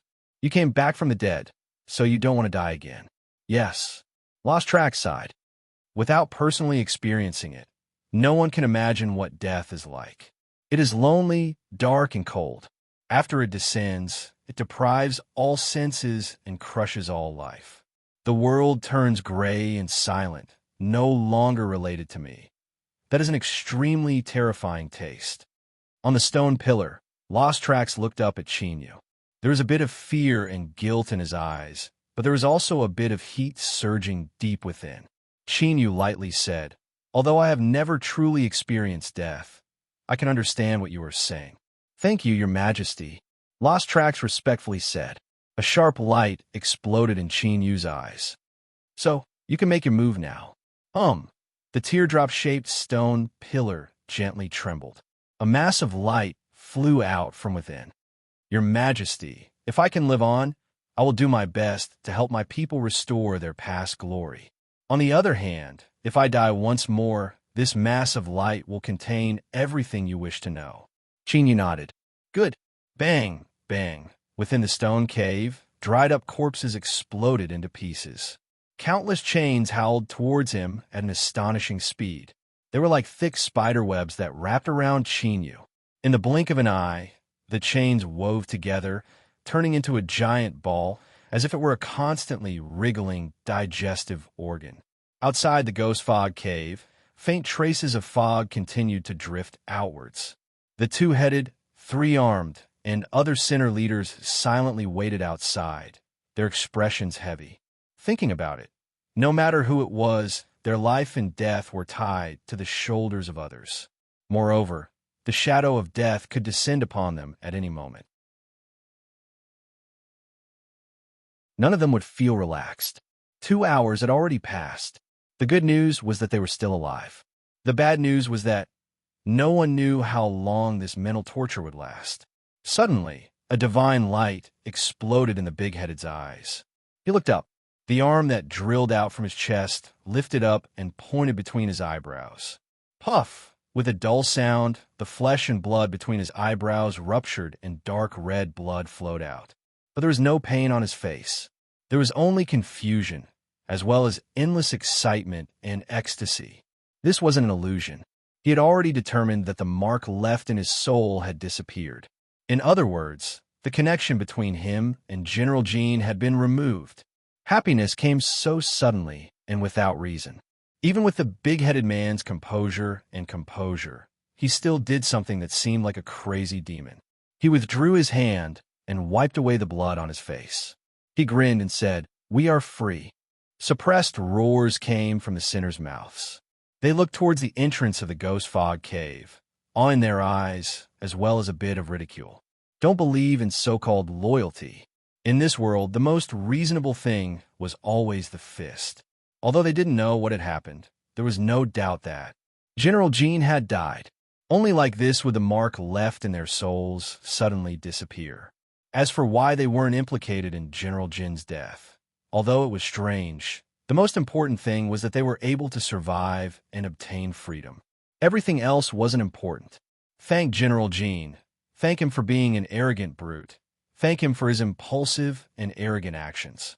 How could a puppet that was controlled by others, whose life and death was in their hands, be compared to the free rulers of the underground kingdom?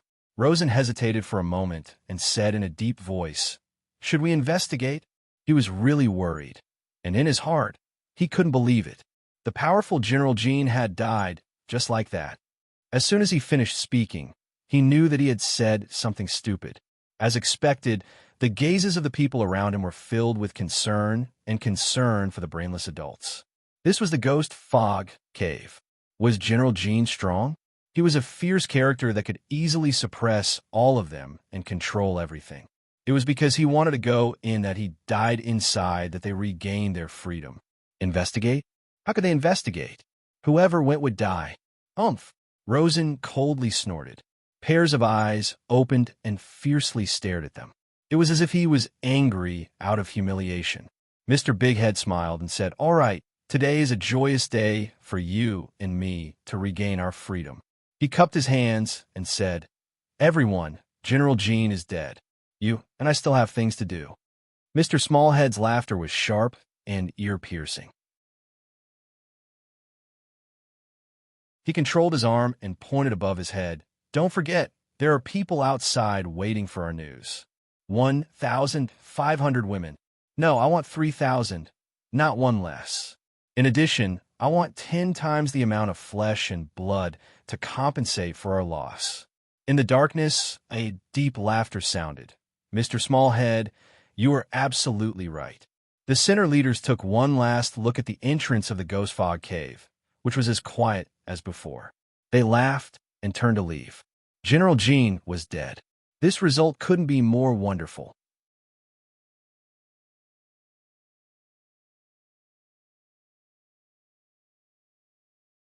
Chapter 1528. General Jean Wuning Qin had died underground.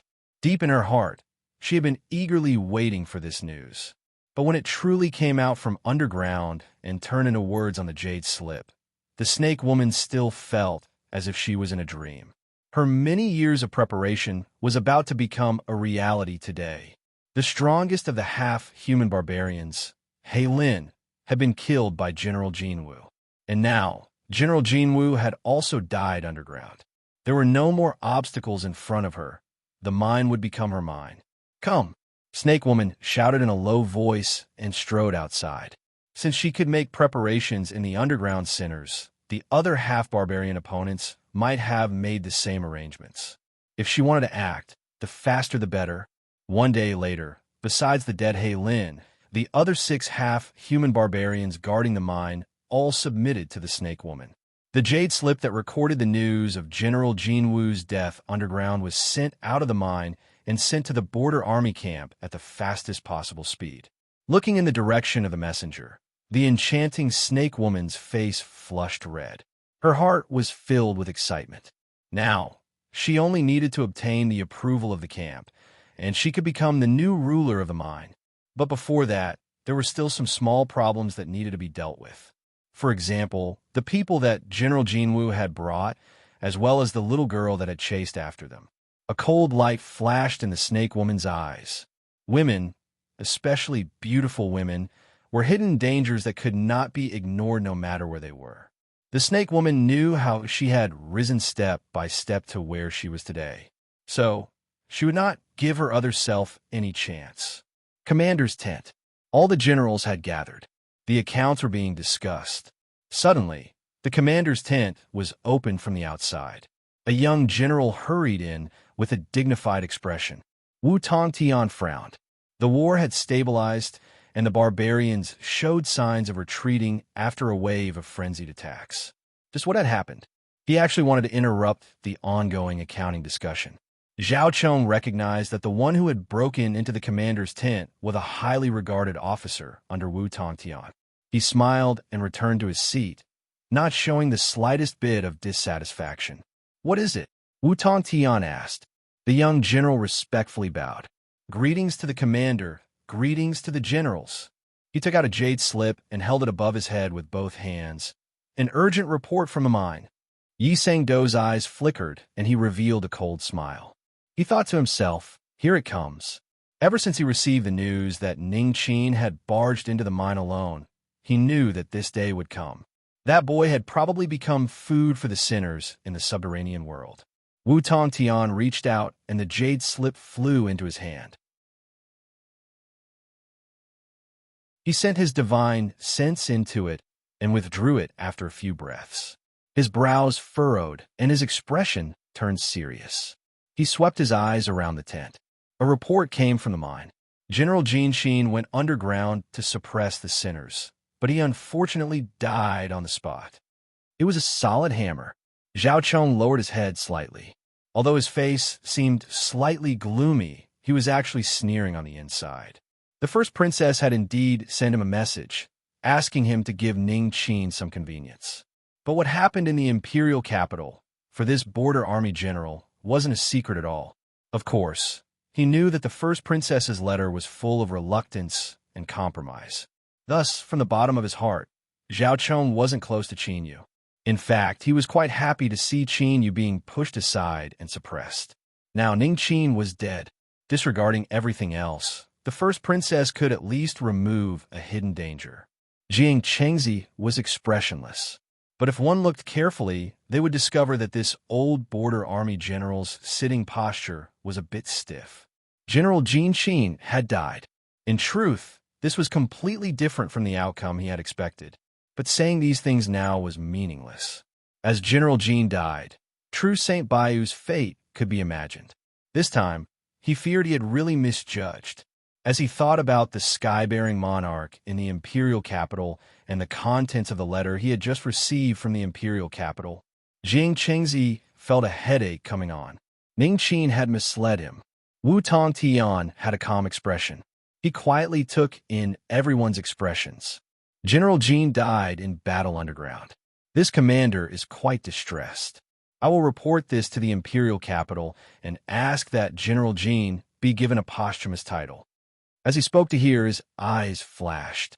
It's just that the mine is an important place for military supplies, and there are still sinners rioting. We must arrange for a successor as soon as possible. Yi Sang stood up and said, "Marshal, may I ask who sent this news?" Wu Tongtian said, "It was a general guarding the mine." Yi Sang laughed coldly. This general beseeches Commander to immediately descend. I implore Commander to immediately kill this general and take his head to the imperial capital. He turned and swept his eyes over everyone. General Jin Shin hasn't been in the Western Border Army for long, and his knowledge of the mine is limited. How could he recklessly charge underground and lose his life? There must be someone who instigated this matter with malicious intentions. This is why General Jin Shin died. This general must be the murderer. A trace of appreciation flashed in Wu Tongtian's eyes. Thus, in the commander's tent, all the generals participating in the discussion understood that these two were shifting the blame. General Jin Shin was someone chosen by His Majesty. He had planned to increase the authority of the imperial families in the army. But now he had just arrived, and before he could do anything, he had died a violent death underground. As the number 2 figure in the Western Border Army, what would His Majesty think? Although His Majesty's thoughts couldn't easily shake the position of the commander of the Border Army, but history had already proven that His Majesty was a person who held grudges. Being remembered by His Majesty was still an extremely dangerous thing for them. Thus, the Border Army camp needed a scapegoat, or more accurately, a scapegoat to bear His Majesty's anger for them. This was also necessary for the generals in the tent. No one wanted to leave a shadow in His Majesty's heart because of this. After all, the Western wilderness was controlled by the imperial families. If they wanted to live comfortably in the future, they had to be clear about their position. Great General Yi is right. The general guarding the mine must be the mastermind. Zhao Chong sneered as he spoke with certainty, as if he already had concrete evidence in his hands. That's right. Commander, please give the order to immediately kill that general and take his head to comfort General Jin Shin's soul in heaven. Another general said. Everyone expressed their stance. Why should they stop something that was beneficial to them? Killing a general, especially a half-human barbarian who had been corroded by the barbarian race's curse, could save them some trouble. Of course, they were happy to do so. Wu Tongtian nodded. His eyes swept across the people below and suddenly said, Jiang Chengzi, I will send you to capture and kill the mastermind. With his status as the commander of the Border Army, this sentence was the final verdict. It was a death sentence for the Snake Woman. What a pity. This stupid and vicious woman was still dreaming of becoming the ruler of the mine. Jiang Chengzi stood up and bowed. Yes, Commander. I will set off immediately. He turned around and left. Looking at Jiang Chengzi's back, Yi Sang's expression did not change. He glanced at Wu Tongtian and cursed him for being an old fox, who didn't know how they felt about each other. Wu Tongtian wanted to use this matter to gain Jiang Chengzi's favor and increase his influence in the Border Army. This was also what Yi Sang had been trying to do. As the number 1 and number 2 figures in the Border Army, their vision was naturally higher. True Saint Baitu was a nephew favored by the Sky-bearing King, but compared to the power of the powerful families in the army, he was not even worth mentioning. No matter what the reason was for General Jin Shin's death, Jiang Chengzi, who suggested him to guard the mine, could not absolve himself from the blame. With this matter, the relationship between Jiang Chengzi and the Sky-bearing King would be shrouded in a shadow, and this would give them a chance. Yi Sang frowned. He was thinking about how to ease the relationship between him and Jiang Chengzi. After all, when Ning Qin first came to the Border Army, he had secretly used some tricks. Jiang Chengzi would definitely be dissatisfied. In the mine, Little Meaty looked at the snake woman who had broken through the door with a sneer on her face. She sighed softly with a hint of helplessness. Men, capture them all. Kill anyone who dares to resist. True Saint Baitu had a dazed look on his face. He already knew that General Jin Shin had died. His heart was filled with hesitation. He was angry that Ning Qin did not listen to his advice, but he was also confused about the outside world because of his death. There was also a violent anger that came from the depths of his heart. True Saint Baitu had never told anyone that when he was with General Jin Shin, he would unconsciously feel a sense of closeness. It was as if this person was an old friend, a good friend. But now he was dead. Seeing the snake woman and the others break through the door, True Saint by Two suddenly looked up. But before he could explode, a light sigh sounded in his ears. Just tell them who you are. It was little Meaty. She met by Two's gaze and rolled her eyes. What are you looking at? General Jean Sheen is not dead. If you resist now, you will just be throwing your life away. True Saint by Two's eyes widened. Before he could speak, he was interrupted by her rolling her eyes even more. Then, he discovered that no one else could hear little Meaty's voice. As he thought about how Sheen you didn't hesitate to suppress the demonic sect in order to snatch her away, True Saint by Two's heart was filled with excitement. I knew that General Jean Sheen was not someone who would truly lust after beauty. There must be a reason why he did this. Perhaps there was a connection between General Jean Sheen and little Meaty that he hadn't noticed. In other words, little Meaty's words could be trusted. True Saint by Two took a deep breath and shouted, "Stop! My uncle is the current sky-bearing king. If you dare to touch me, you will all die." The complexions of the barbarians that rushed over changed. They turned to look behind them. The snake woman hurriedly raised her hand, her complexion uncertain. "Is this true?" True Saint by Two sneered. "This matter isn't a secret in the border army camp. If you don't believe me, feel free to ask." The snake woman had heard of the sky-bearing king's reputation before. He came from a branch of the imperial bloodline and was deeply trusted by the desolate emperor. He was a high-level figure of the empire and held great power. If someone killed his nephew, the consequences could be imagined. The snake woman took a deep breath and revealed a smile. Her vicious face became charming and charming. Why didn't Advisor by Two say this earlier? This is all a misunderstanding. Someone, please allow Advisor by Two to rest. Her eyes fell on Ruru. Although her body was explosive to the extreme and possessed a soul-stealing charm, the snake woman couldn't help but feel disgusted when she saw the soft and weak face in front of her that could easily arouse a man's desire to protect. She couldn't help but feel disgust in her heart. This face should be torn apart and covered with maggots. Ruru sighed for the third time. This time, the snake woman heard her. Her eyes were soft, but the words she said were very harsh. "Sister, didn't you find it strange that I only came to the mine later? Moreover, I was escorted by someone from the marshal's tent." The snake woman's expression changed slightly. Ruru lowered her head slightly. "I'm from the demonic sect. To be more precise, I'm the adopted daughter of the night demon sect master. Of course, I'm closer to him than my own." True Saint by Two nodded. "I can prove this." His eyes fell on the snake woman and revealed a mocking expression. "Moreover, the night demon sect master is the chief of the demonic sect and has a peak sovereign cultivation." The snake woman's pupils shrank in fear. Below the Emperor realm was the peak sovereign realm. In the desolate domain, the Emperor realm was a peak power that could intimidate others.